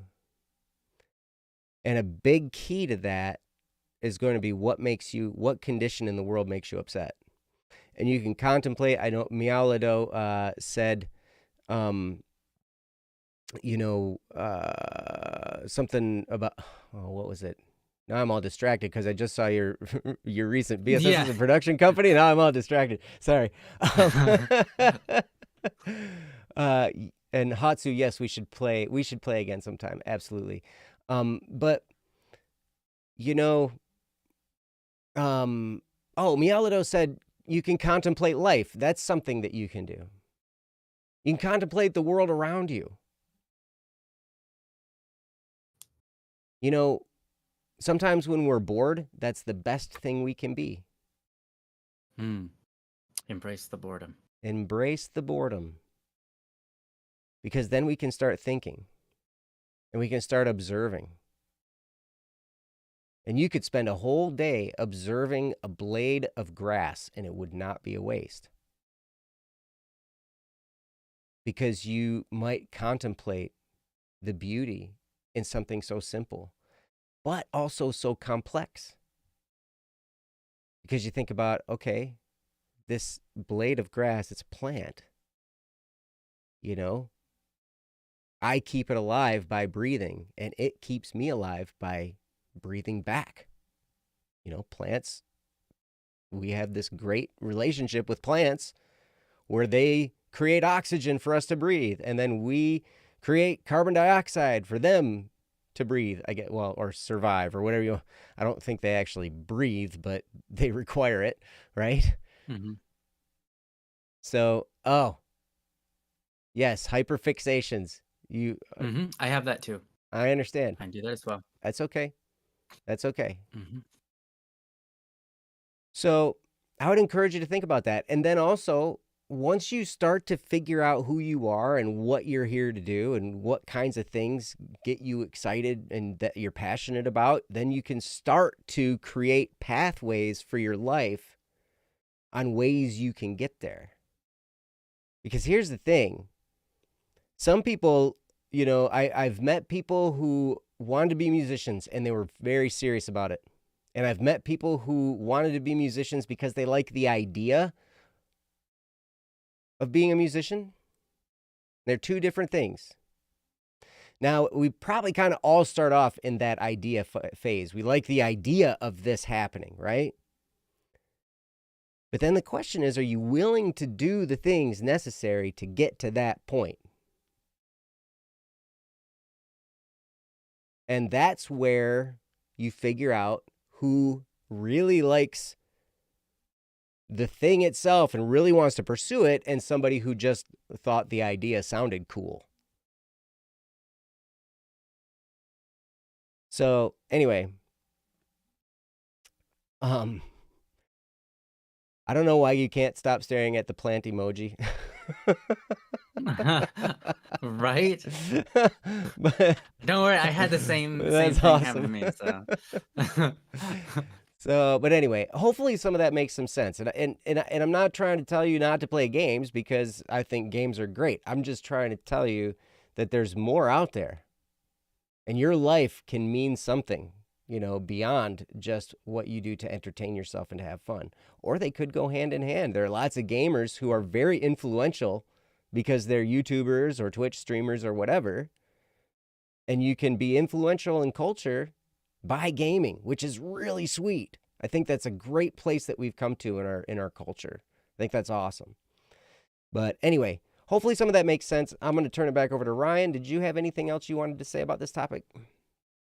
I had something I want to say about plants, but has nothing to do with the topic. No, I really don't. I don't think I have anything more. But I do want to say thank you, Hatsu, for the submission of the topic, and I hope that you find something fun to do. Find video games that, if you want to try to figure out what to play next, yeah, find video games that are similar, or find out what makes you tick. And I really like what Joe said as well. Also reach out and see if that's something that you can add more into the world, or fight against the things that you dislike in the world. Those are all really great things to spend time on. So what to do now? There's a whole list of things, whole world of opportunity out in front of you, and it's about deciding which one is going to be well worth your time. Even if it's not necessarily the most fun at first, it can be the one that you come to find the most joy in your life. And that's often the case. I guess I will say that as a final note. It's often the case that the things that bring you the most joy in life aren't the things that are are entertainment necessarily, are the things that make you happy in right away. It's things that you have to work hard for to make yourself happy. And that's what you were talking about, Hatsu. You found you could succeed when you put your mind to it, and there's a really hard battle in the game. You spent time and you finally beat it, and that was super rewarding. And that's awesome. And you can do that in a lot of games, and you can also do that in the real world. 100%. You can do that in the real world in so many different ways. And it's very rewarding and feels good when you do. So, yep. Way to go, man. Yes, way to go. Thank you so much for the topic. And, hopefully some of that makes some sense to you. And best of luck. Let us know how things are going. Let us know how it's progressing. If you come up with any other hangups or whatever. Yeah. Awesome. Whenever you finish the topic, can you answer my BSS question? What was the BSS question? BSS is a production company. Does this mean I could hire you to like produce my music, like do the distributing stuff and put it on Spotify? Yeah, that's what that means. Sounds You'll like you need to have a talk. It sounds like we need to have a conversation. Yes, and we do have a handful of artists, and we're working to kind of capture the mess and get everything on a schedule and create some systems and put them in place. But yeah, that's that's what we're kind of about is and our first superstar is Static P. Superstar Static P. Look at that guy. Superstar Static P. I like that. That's great. Superstar Static P. Yep. Now we're involved in a lot of the production of things, but I know you guys have seen him in the chat before. John O. Taylor, he's an artist on our roster. We have a guy named Halos who works very closely with Ryan on a lot of things. And he's also working, he's got big goals and dreams about creating anime series and stuff like that. Like, I mean, the guy's, and he's tremendous at project management. I mean, there's all kinds of tools that the guy brings to the table. It's pretty cool. So anyway, yeah, we can talk. Definitely get in touch with us and we'll figure out a direction. Once we figure out our own direction, I guess. Yeah, that's we will get there. We're also developing promotional strategies. There's all kinds of things that go into it beyond just making and recording and producing music. There's a whole business side of things, and that's why we have a team of people who don't focus on just making music. We have Ryan's brother Kyle, who focuses on research, development, and finance. And handling all the books and handling all that stuff. We have, Joe Bohan who does accounting and, stuff like that. Jesse who does IT and handles all of our server stuff. And, like it's, there's all kinds of different things that need to happen to support making music. And that's really, I'd like to support musicians in any way I possibly can, because man, it really should be a viable career. It really should be. And it is now. Sure. It is in this day and age. For someone who's willing to work and for someone who's willing to push and to continue releasing and learn the systems that are out there, it is a viable career. And it's not just a crapshoot anymore. Like when I was growing up and in the early days of me being a musician, you had to get signed by a record label. So you had to go to either Nashville, New York, or Los Angeles, and those were the three big places. And then you had to go and get in that pool of all these people, and you had to spend all kinds of money, and you had to go on tour, and it cost so much money, and that was all just to get noticed by a record label. And then the record label would sign you, and then they'd be like, okay, here's our contract, and we're going to take 92% of the money that comes in. You're going to get left with 8%. Oh, and we're not giving you this studio time. You owe us money for the studio time. So out of your little 8% that you're going to get, you have to pay us back for the studio time that we fronted for you. And you have to pay your producer.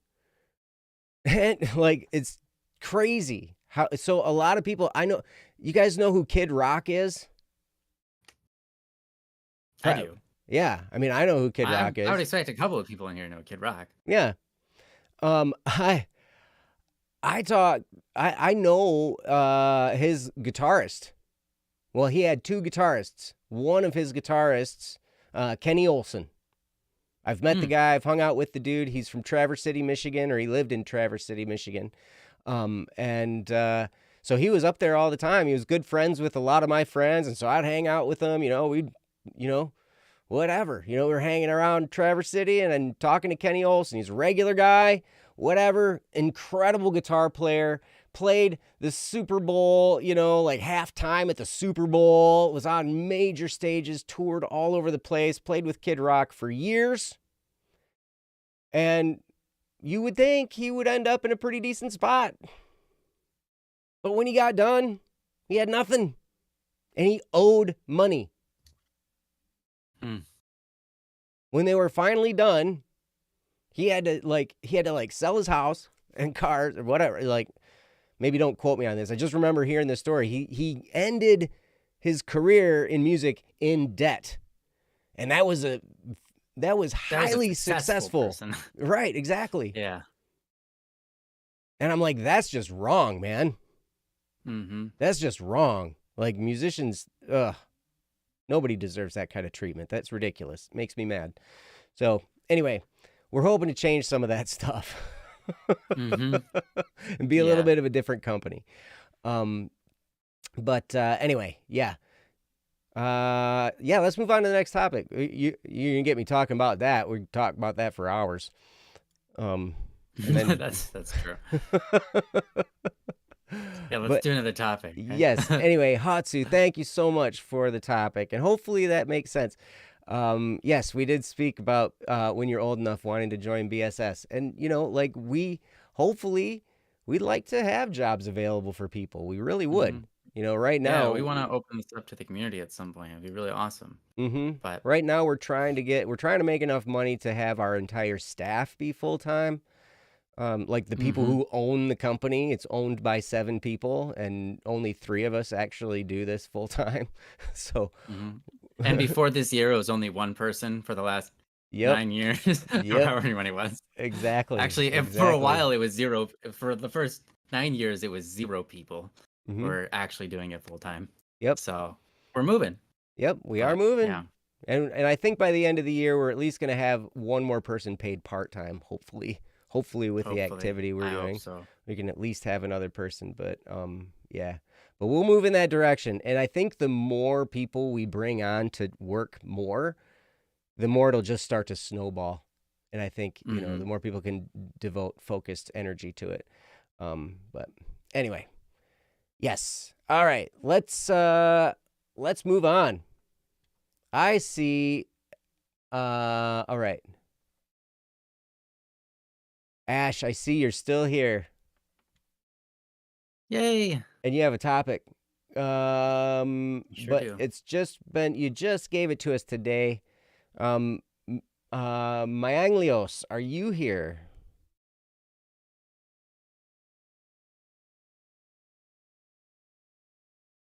Because let's see. We've got a few, and all right, we don't have any more urgent ones. Nobody has marked anything urgent. So I think probably from the people that I've seen, if you have a topic, let us know you're here. But I think probably we can go with Mayanglios. It's called Bit of a Mess. And it was given to us in March. So I think we'll probably go with that one. And Ash, we probably won't have time to get to yours tonight, but hopefully we can get to it next time if you're here and available. So, all right. Oh, Princess, welcome. You're awesome. Yeah, you're awesome. Thanks, Princess. I don't know if we have any left to process. Good evening. I tried to process them all before the show started, but if we got any while the show was going, I don't think we got to them. Yes. So. All right. So yeah, I will get this topic up on the screen here. This is called Bit of a Mess. There's 3 since we started. Oh really? Let me check to see if any of these are urgent. It doesn't say on the thing. I have to go. Oh, there's 1 that's marked urgent. Oh. Actually, 2 that are marked urgent. Oh my gosh. All right, so we have urgency. Uh-oh. Well, let's see. Which one came in first that's urgent? One of them is submitted by Joe's secret twin. And the other one is submitted by Ryan. Well, kinda. So that's really weird. What? Are they by different people? What are you guys doing to us? Yeah. If you have it, and by the way, it seems that we get more topics when we say this, but if you have a topic, you can go to don'tworrywednesday.com, click the submit a topic button, and we'd be happy to do your topic. So Okay, okay, hold on. Some of these are, I feel like, are a little bit jokey. The two that are marked with funny things. Oh, gotcha. All right. Okay, well, one of them's not funny. He said Ryan said that beauty should be its own topic, so that one makes sense. The Joe's secret one is, how do I remember what my Don't Worry Wednesday topic was gonna be? That's it? It's like when you go to like submit a topic and you're like, what was it again that I wanted to submit? Oh, and that one's urgent. Urgent. How do you remember what Yeah, your topic was gonna be? That's a good. neither of those are urgent, so we'll just pass them. We'll go with Myangalis. Or Myangalis. Okay. Whatever. All right. All right. Cool. So those were all right. Sweet. Let's do that. Wait a minute. Where am I? Ah, There we go, I'm Myanglios. So I wasn't looking at it. I was like, no, it's something like that. Mayanglios. All right. Yes. So this is called Bit of a Mess, Myanglios. and it's from Mianglios. Hold on here. Let me get this. Boom. Figured out.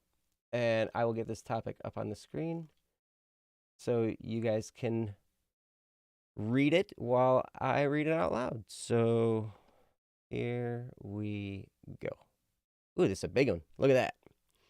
Mm-hmm. All right. And this is called Bit of a Mess. Hello, everyone. Here's my first topic as Mayanglios. This isn't urgent or anything, so if other people have topics they're wanting y'all to cover, feel free to do theirs first. Sometimes I feel like a bit of a mess. Sometimes when I have a bunch of free time, I get overwhelmed by all the things that I want to do or get done, and all the things that need to get done such that I don't end up doing much. Oh my gosh. Oh yeah. You're speaking my language, brother. I also sometimes get paranoid about things and get worried about what is basically nothing, or second guess whether or not I actually did something, or if I'm remembering correctly about something actually happening. It's usually about trivial things that shouldn't be an issue, like whether or not I actually turned an assignment in or stuff like that. There's some other things that I make an issue of that shouldn't be, but I think this gets across the main idea. I can also be a perfectionist about experiences sometimes, wanting to make sure I have a good experience for whatever I'm doing, or wanting an experience to go a certain way for me to experience something a certain way, and then becoming distressed or something in my head when the experience doesn't go how I wanted. These are three big things I've identified that mix with more stuff to create a mess of thoughts in my head that sometimes make me feel like a mess.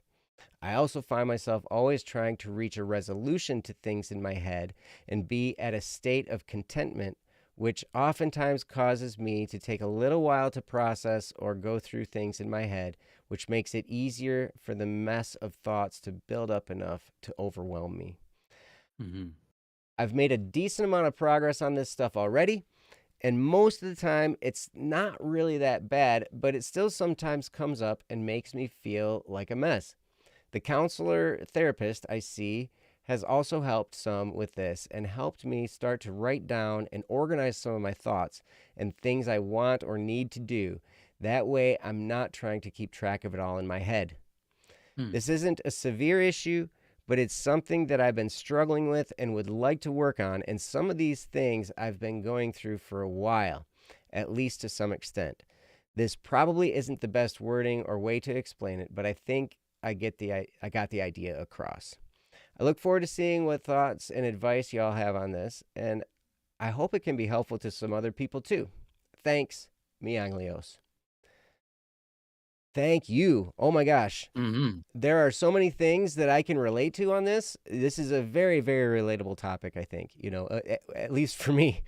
um, and I like to think that I'm not all that uncommon when, like you lose the ability to focus because of so many different things that you have to do, or you get paranoid about, did I do something? Did I leave this on? Did I take this? Did I turn the oven off? Did I, yeah, all kinds of stuff, right? And our brains can just get scrambled.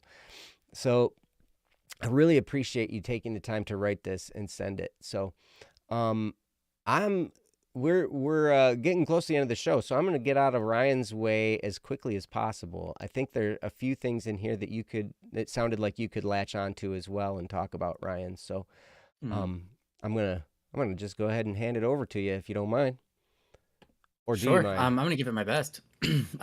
Yeah. Thank you for this topic very much. I appreciate it, and this is definitely a real issue that I think a lot of us struggle with too.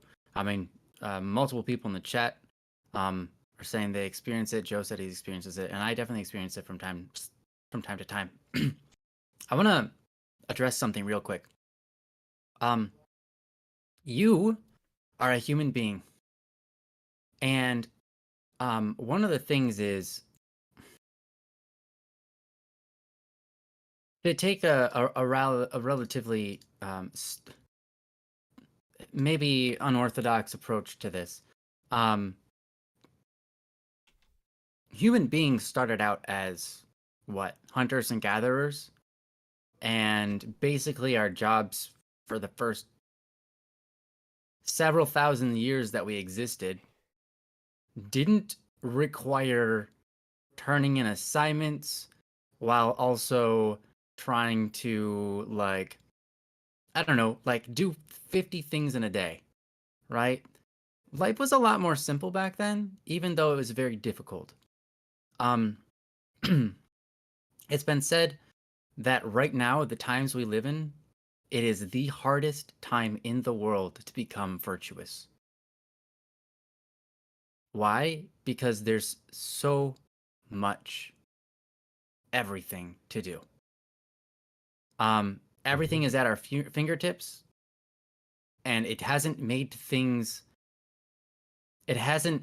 It hasn't made it so that we have necessarily more free time because we fill our free time with more things to do, like Mm-hmm. entertainment, and entertainment becomes a chore. Um, it's like, well, I gotta finish that series that I was watching, you know, Mm-hmm. and then you make time for it, and then you've got like 10 other tasks that are going on in the background, and it's life is crazy right now. And so um where you're at, it makes sense to me. It makes sense that you wouldn't necessarily be able to keep everything straight in your head with the world that we live in, because humans for the last 1,000 years didn't live in this environment. This environment is very new to us and we're still figuring it out. Mm-hmm. And so I just want to say that to start with, to sort of ease your mind a little bit. And the reason I want to ease your mind a little bit is a lot of these things to me. And again, I'm not a psychologist. I can't diagnose you with anything. Um, but a lot of these things to me sound like the internal problem of control, right? A lot of these sound like control to me.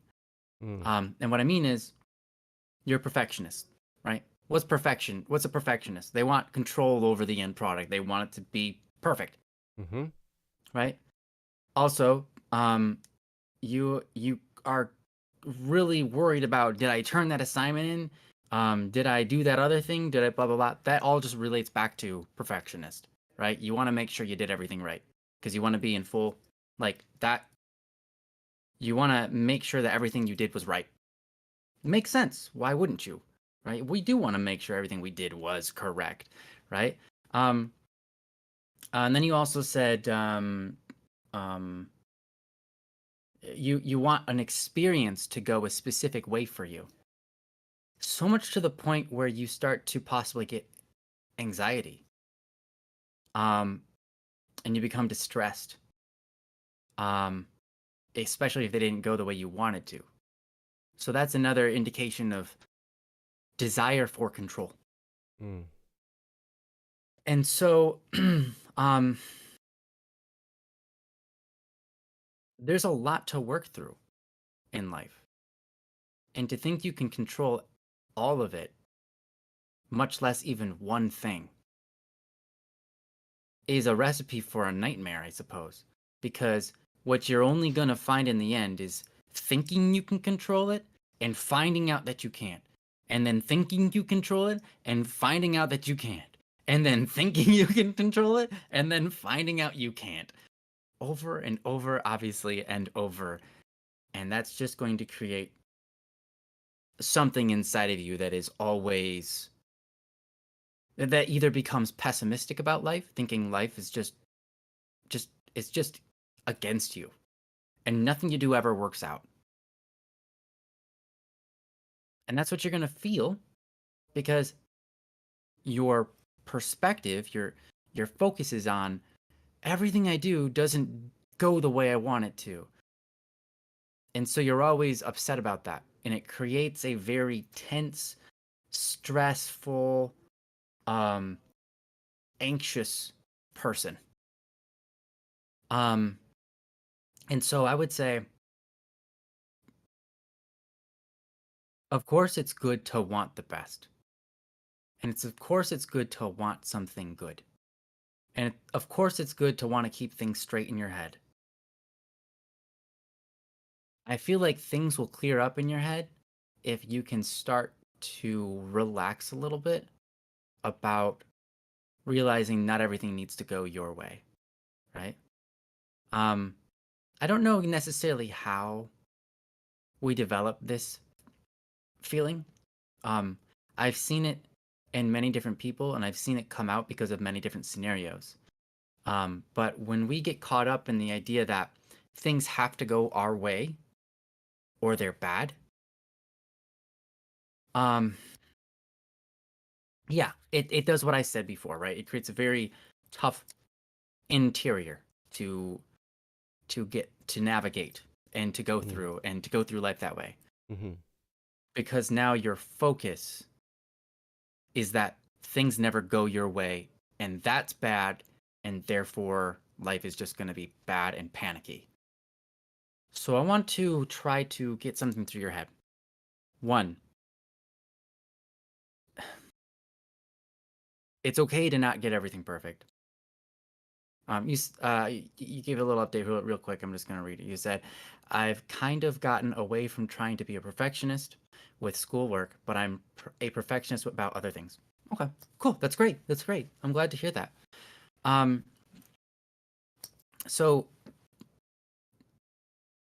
if you can, and I know I don't mean to just say relax. Hey, it's okay. Whatever. That's not really a good lesson. What I want you to realize is that what you focus on in life is going to determine how you feel about everything that's going on in life. Right? I mean, I've said it another way. How you feel about the world is how you're going to feel living inside of it. So if you think the world is crap, you're going to feel like crap. Mm-hmm. It's just true. And so, and I don't mean you think the world is crap, but what I'm trying to say is this. If your focus is on everything going your way, right? We've already talked about that. If you can change your focus to not worry about whether or not things go your way, you'll fix most of this problem. It's the way that I mean, I'm not a psychologist. I'm not guaranteeing that. But from what I can see, it seems to me that if you can let go of the desire for wanting things to be your way, you can gain freedom to start to navigate life with meaning and with a purpose and not worrying about, I don't know, there's just so much freedom to be had. And I'm sure you can see it, the way that you feel inside, it's an oppressive feeling, right? And so if you want to be free, you have to recognize that it's not up to you the way that the world gets to go. You have good reason for wanting things to go your way. It makes sense, right? Like, you have good reason for it. But the reality is you can't control everything. Mm-hmm. And also, on top of that, there's another reality, and that is you don't even know what's best. Because I also don't know what's best. and no one here knows what's best. And oftentimes we find the best as we go through it, and it isn't what we wanted or what we like. And then when we come to learn to like it, we recognize that was what was best. Hmm. Or at least that's what it was, or if not best necessarily, it was better than what we would ever have imagined. Hmm. And so not giving up control, relinquishing control, right? Relinquish your control, but don't stop trying to be your best, right? Don't be like, I gave up control over myself. Whatever happens with me, whatever. I'm not going to try to strive for anything great. You don't want to be like that, right? Of course. You want to try to control yourself, control your emotions to the best ability that you can, control your intelligence, control these things, right? Control your output into the world the best that you can. But relinquish the desire to be in control of all of it. Because what you're going to find is there's a freedom, and it's not a freedom of, oh, good, now I don't have responsibility. No, what you're going to find in that is that responsibility will call you where you need it and where you need to have it. And you'll stop taking responsibility for all the things in the world that you have no place, thinking that you're the one that gets to decide. When it comes to experiencing something, you say you want to experience things a certain way. Part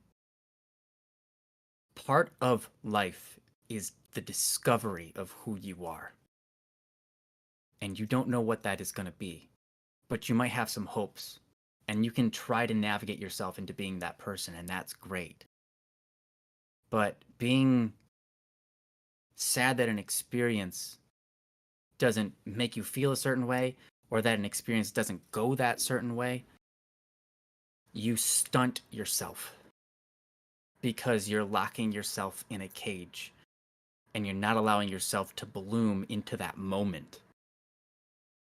You're not allowing yourself to experience that moment as it is and deciding then and there, what are you going to become because of this? And how are you going to solve this new issue, or how are you going to navigate this? Instead, you've already stunted yourself because the experience wasn't what you wanted, and so you never let yourself out of the cage in the first place to fully dive into that new experience and discover yourself and discover the world around you. And that's a beautiful thing that we miss out on in life if we go through life thinking that we know best, I guess. And that if things aren't going our way, then they're bad. And so, I mean, I've said it a lot of different ways just now, the same things, but I wanted to try to get it across in many ways, and I think that it's a very important lesson for us all to be able to relinquish control. There's a lot that can be said about God in that realm, but I will abstain from that since Myanglios, I don't believe that you are necessarily religious at all, so I'm just going to skip over that. But I'm going to give it over to Joe because as someone who also struggles through that scenario on the day-to-day, I'm sure he's got some tips to help. So I'm going to give you that. Give it over to you. Well, I hope I can say something that makes sense and is helpful. Ryan, you really nailed it. You're absolutely right. As I was reading through that, and you kind of you mentioned that a lot of these things have this element in it that it's to be in control of outcomes or to be in control of how things are going. That's embedded in a lot of this stuff, right? And it's true. We do want things to go our way. Of course we do. We always do. Yeah. It's kind of like the same thing. Hard. We always feel like we're right. Right. We come up with an idea and we've decided emphatically, yep, That was Mhm. I was right about that. It's Mhm. like you didn't even Right. you didn't even you just came up with that idea and you're like, yeah, that's right. I Yeah. sure am right about this. You wanna you Hmm. wanna you wanna be stripped of that notion, just go to a BSS meeting. That's right. We've all been there. Everybody Yep, who's been in every single PSS. one of us has presented an Hmm. idea, and then it's, it's done in a respectful way, and we all respect each other, so, we can do this. But, like, every single one of us has had one of our ideas, like, analyzed and found wanting. Like, as in, it's not a good idea. Mm. And pointed out the reasons why and what the things are, and maybe the core kernel of the idea is good, but we have to kind of navigate how we're going to apply it to get to that result, right? And that's part of the thing about iron sharpening iron, where we're all there, we're all kind of on the same page, and we're trying to get to that same result. And so um there's a lot of ego checking that happens, where we have to, like, if we have an idea, but it's true. We have an idea, we have things that we want to have happen, and of course we want that to happen. But like Ryan said so eloquently, we can't always control that. Can't always control what's going to happen in the world. Something could just totally throw us off course. You never know. Something could come out of left field and all of a sudden, bam, now you're in the weeds somewhere, right? It could happen. But I did want to touch on the thing in the first paragraph. It said, sometimes I feel like a bit of a mess. Sometimes when I have a bunch of free time, I get overwhelmed by all the things that I want to do or get done and all the things that I need to get done, such that I don't end up doing much. Yeah. And that's it's interesting because have you ever seen I think I mentioned this last week, but a lion tamer or a tiger tamer Mm. or somebody who trains like large cats, one of their most important tools is a chair that they can, hold in front of the animal with the four legs pointed at the animal. Because what happens is they see the four legs and they freeze because they're overwhelmed by they have to pick one to focus on and attack or something, right? So like they have these things that are in front of them, and because they're taking time to try and pick the thing, they are frozen. And we have the same thing happen to us, not necessarily with a chair, but with our tasks, with the things we'd like to do, with the things we need to do, all these kinds of things. If we, one of the hardest things that I deal with on a daily basis is a number of tasks in front of me without a sense of priority. Because all of them are important. So it's like trying to figure out which one do I prioritize? Which one do I do? And it's a sticking point for me. Like my brain just has trouble. Like if I don't have something I can focus on, then I have a really hard time being productive. I have a hard time doing anything. Unless I can just be like, okay, this is the thing I'm focused on doing. This is the aspect I'm focused on working on. And when my task list is really broad with a lot of different things on it, it's a job in and of itself to capture all those things that I need to do and figure out which ones are a priority for me.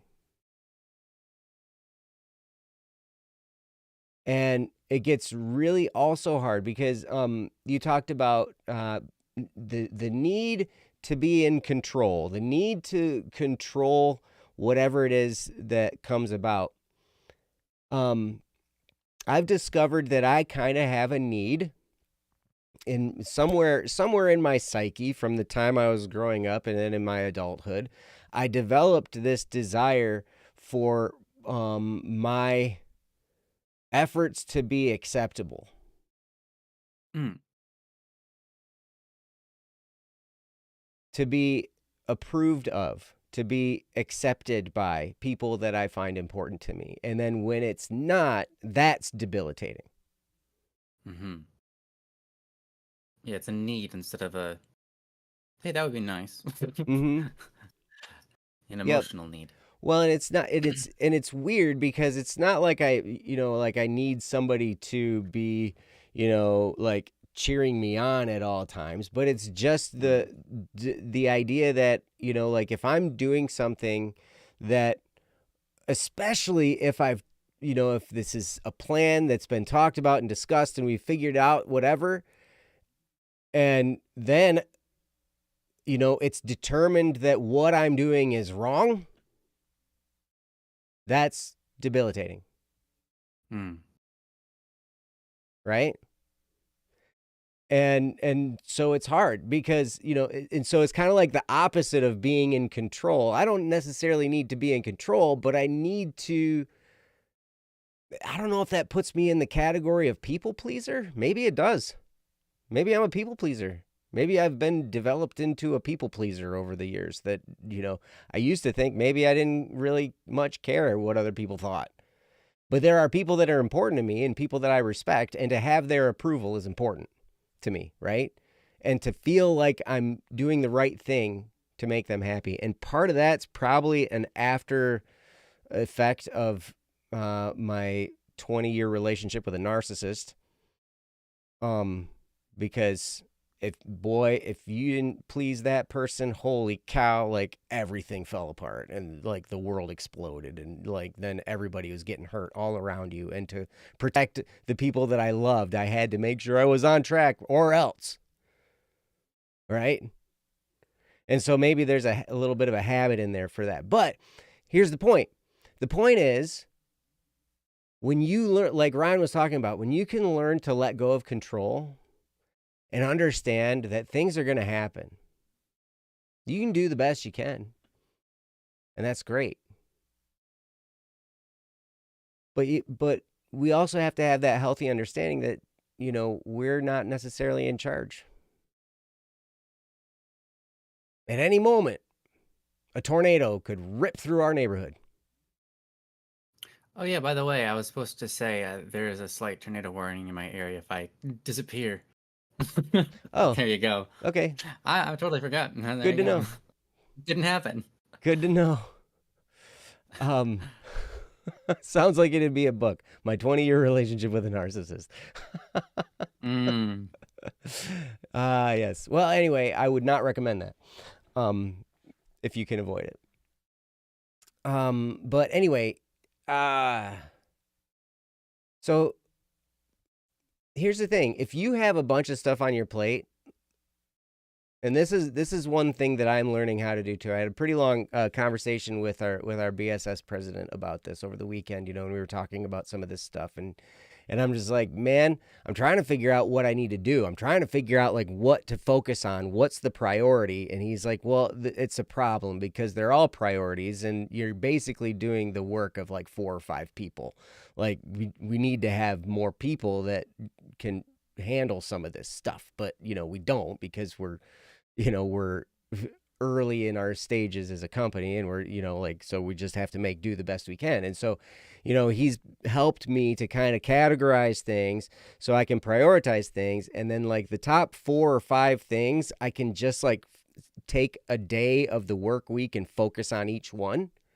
And he's like, so then take that time that you have, focus on that one for that day, and then don't let yourself think about the other things.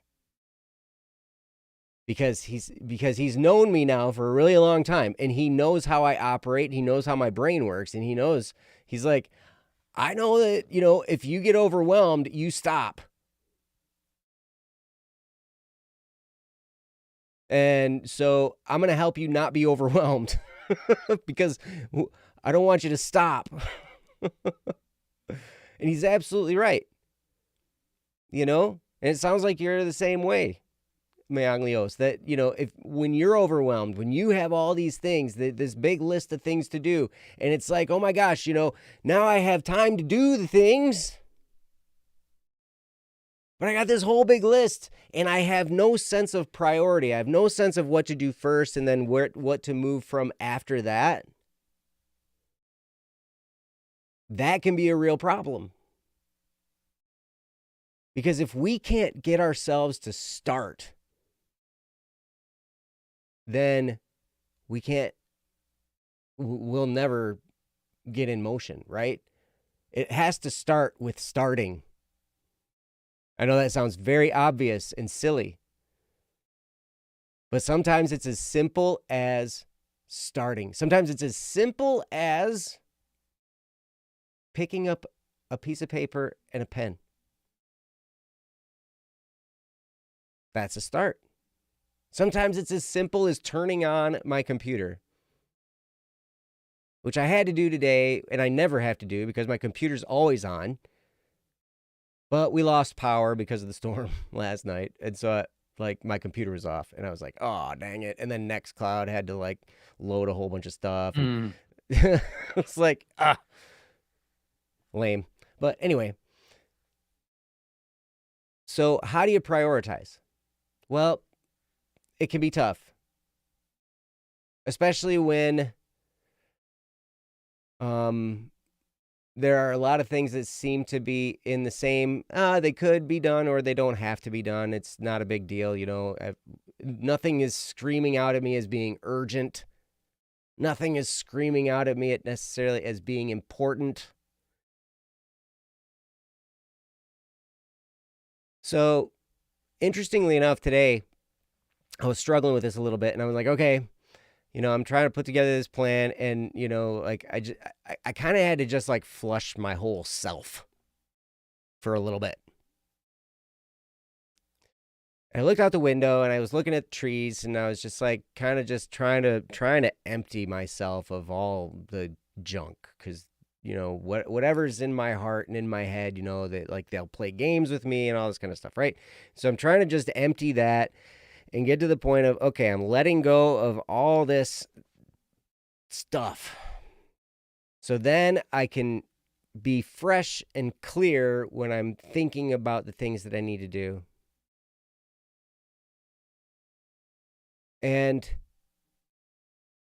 sometimes it's as simple as, okay, I have these handful of things that I can do. And all of them are equal importance.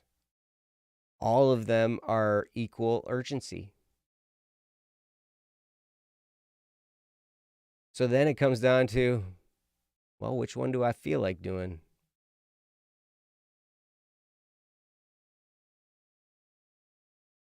And even that's hard to answer sometimes. I try and categorize things like what's going to make the biggest impact? What's going to make the biggest splash? What's going to be the most important for moving things forward in this direction? What's going to be and I'll play all these games and do all these little tests, and I'm just looking at it and I'm like, oh my gosh, they're all kind of the same. So what is it?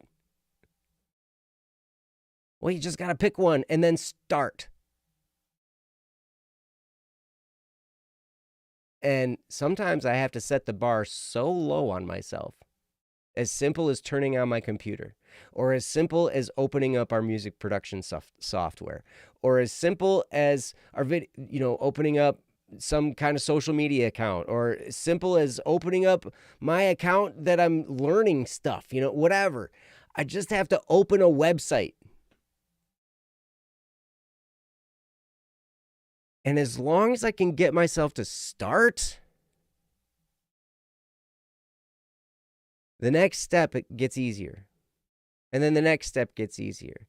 Because I know we use Cubase for music production.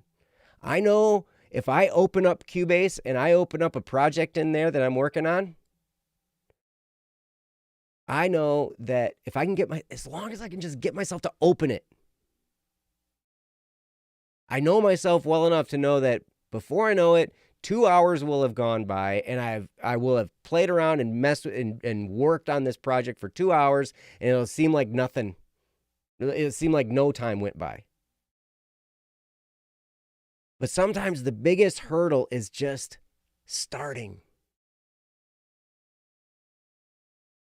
And it's because we overwhelm ourselves with the enormity of the task or the importance of the task or sometimes things take a while to get finished, and they're a series of events or tasks and things that need to be accomplished by groups of people. And so we have to narrow it down to that simple little tiny first step just to get ourselves in motion. And then once we're in motion, it's much easier to stay in motion and find that track, find that direction to run in, and continue down that track. Right? So, anyway, I don't know if that's helpful or not. Hopefully it is. Ryan, did you have anything to say about that? I mean, so yeah, I really liked everything that you said, Joe. And yeah, it's important to figure out how do you solve the problem of having a bunch of things to do, and getting caught up in that. And one of the things is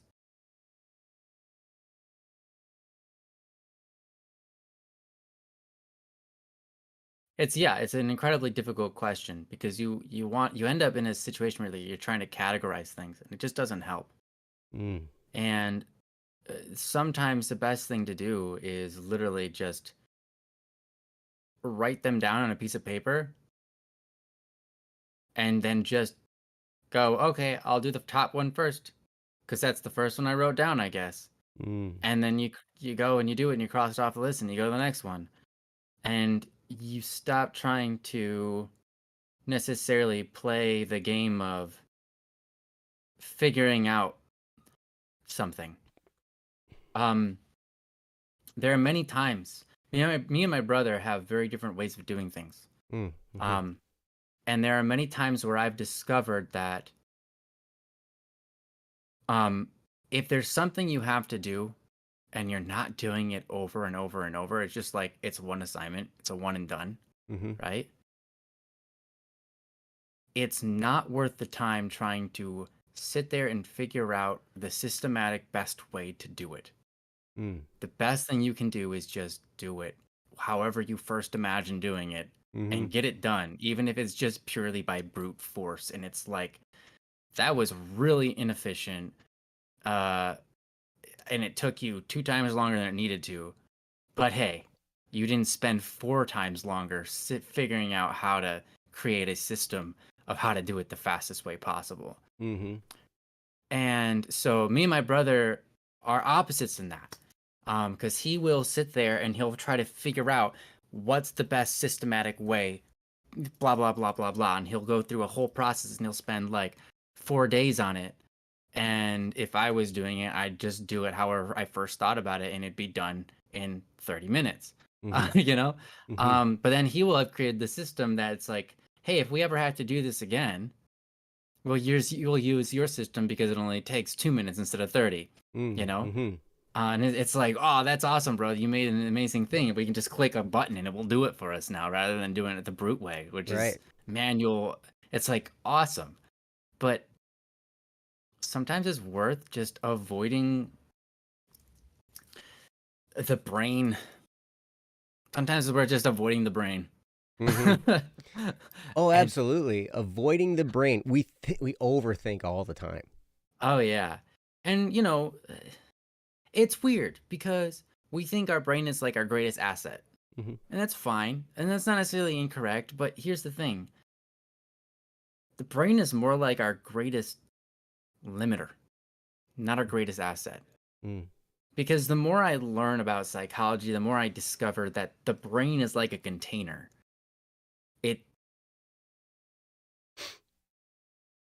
It's weird. I'm not going to go into the details of that. But because it's a long topic. Um, but anyhow, when you sit there and you try to digest everything and work through it and then do after you've done all of that, you will find that you've spent a lot more time than necessary figuring out how, like, yeah, it's not good. So my suggestion about all of this is, rather than trying to figure it all out and figure out what should I be spending time on, like, because all that stuff is important, but if you're not finding that to be effective, then stop. Right? It's not effective. Stop. Mm-hmm. That should be obvious at this point. But it's not always obvious. Mm-hmm. I mean, what did Einstein say? The definition of insanity is doing the same thing over and over again, expecting different results. Right. It's like, um, we do that. We all do that, Mm-hmm. especially when it comes to this topic. The difference between humans and lions, with the four chair thing, is not necessarily that humans can focus on four different points at one point in one time. It's that they can figure out that they only need to grab one of the points Mm-hmm. to gain control over the chair, Mm-hmm. right? It bypasses the problem. It bypasses the problem of how many points it needs to grab by resolving a different problem that solves that problem, Mm-hmm. right? It's like, oh, I don't need to worry about 4 points. All I have to do is grab one of them. It doesn't even matter which one. I've Mm-hmm. got hold of the chair now, you know? Or I don't even have to grab one of the points. I can grab like the base. I can put my hand here, or whatever, right? Like you figure out, as a human being, we can resolve those problems. And I would say, if you want to resolve this problem, one of the ways is to stop trying to focus on all the different points Mm-hmm. and start to solve the other problem. And it might be, forget about it. Just do something. Forget Um, about it. Forget about it. Yeah. Don't worry about And it. so I don't know. And that might my point there might not be the ultimate solution, but I think my other point is, rather, my idea of just ignore the idea that you have to get all these things done and just, or figure out how to put them in order. Just pick one and do it. Maybe that's not necessarily the best solution, but I think the idea that the idea of like I said about the chair, you don't have to pick one of the points. You can solve that problem by doing any number of other things. And I think that that's how we have to think sometimes, is recognize that we're getting caught up like the lion. We need to literally just do anything, any number of possibilities. So I don't know if that's even helpful, but I certainly hope it is. Um, One of the things is when you finish one of the tasks, just like Joe said, it fuels you for the next. Mm-hmm. And that's gold. So something you might want to try is pick which one you think is going to take the least amount of time. Yes. Do that one first, Mm-hmm. because that one's going to be done. That's one off your list, and it feels good. And personally, that's usually the route I take to solve this problem. And it seems to be pretty nice. So pick whichever one you think is going to take the least amount of time, because that's what gets the ball rolling. It has the least, what do you call that? In physics, kinetic force. Yeah. And so there you go. Mm-hmm. Um, Well, and that's interesting because that's like the Dave Ramsey approach too. And the mm, debt snowball. You could talk about like the snowball of task accomplishment too. Like when mm, Dave Ramsey's talking about how to pay off all your debts, you take the smallest one and focus on that one. Like you'll have mm, minimum payments on all of them, right? And mm-hmm, so you continue making just minimum payments on them, but then like whatever one is the smallest, you get rid of that one first. You throw anything extra you have at that one. And then when that's gone, that fuel that you're talking about, of accomplishment, that extra drive carries into the next one, and then you take the next smallest one. And so that's a really, really great point, because if you can find the one that's easiest to accomplish and accomplish it, then it's like, hey, you know what? Maybe that wasn't so bad. Maybe the next one won't be all that bad either. And you can take that next one. And that could be a piece. And yeah. And before you know it, you're being super productive. That's cool. Yeah. And I think that's probably the best way to do it. I mean, another analogy would be, you got 4 spears coming at you, and you know that you can break them, and they're coming at you real slow, but which one are you going to grab? The one that's closest to you? Or are you going to grab the one that's really far away and snap that one? It's like, that doesn't make sense. So just grab the one that's going to be the quickest. You grab the one that's closest to you, the one most in reach. You snap that spear, and then you go to the next one, next closest. And yeah, so that's what I would say I would do. There you go. I like it. I'm done. Perfect. So am I. Cool. Good job, guys. Yeah, great job. And yes, we did 3 topics today. Yeah, we did. Although we are half an hour over, but we did it. Hey, but we did it, right? And that's cool. Thanks for sticking around, guys. Yeah, thank you guys so much. Have a good night, Ash. Yep. And Princess, thank you so much for processing those topics. You're amazing. And yeah, you guys are awesome. Thanks for being here with us on this Don't Worry Wednesday. We could not do this show without you guys and without your support. So thank you for being here. Thank you for your topics. Thank you for your wonderful contributions in the chat. And for you lurkers, thank you for being here as well. You are always welcome to lurk on Don't Worry Wednesday. We love you just the same. And but you're also welcome anytime you feel like joining in. You're welcome to do so, and we'd be happy to have you either way. So again, if you have a topic, you can go to don'tworrywednesday.com, click the submit a topic button, and we would be happy to talk about whatever it is that is on your mind. And yeah, that's it. Thank you guys. Awesome. Yeah. Thank you all so much. We do. And we'll see you guys. We'll see you guys next week. And yeah, have a great Easter if you celebrate Easter, because that's coming up this Sunday. And if not, have a great Sunday. What's that? Or is it our Passover if you celebrate that? Yep, that's absolutely true. So yeah, so have a great week, and we'll see you guys next time right here on Don't Worry Wednesday. Until then, enjoy your lives and try not to worry. It doesn't do much good anyway, right? Yeah, that's right. So, but we'll be here next Wednesday, and we'll talk again. So we love you guys. We'll see you then. Bye now. Bye-bye.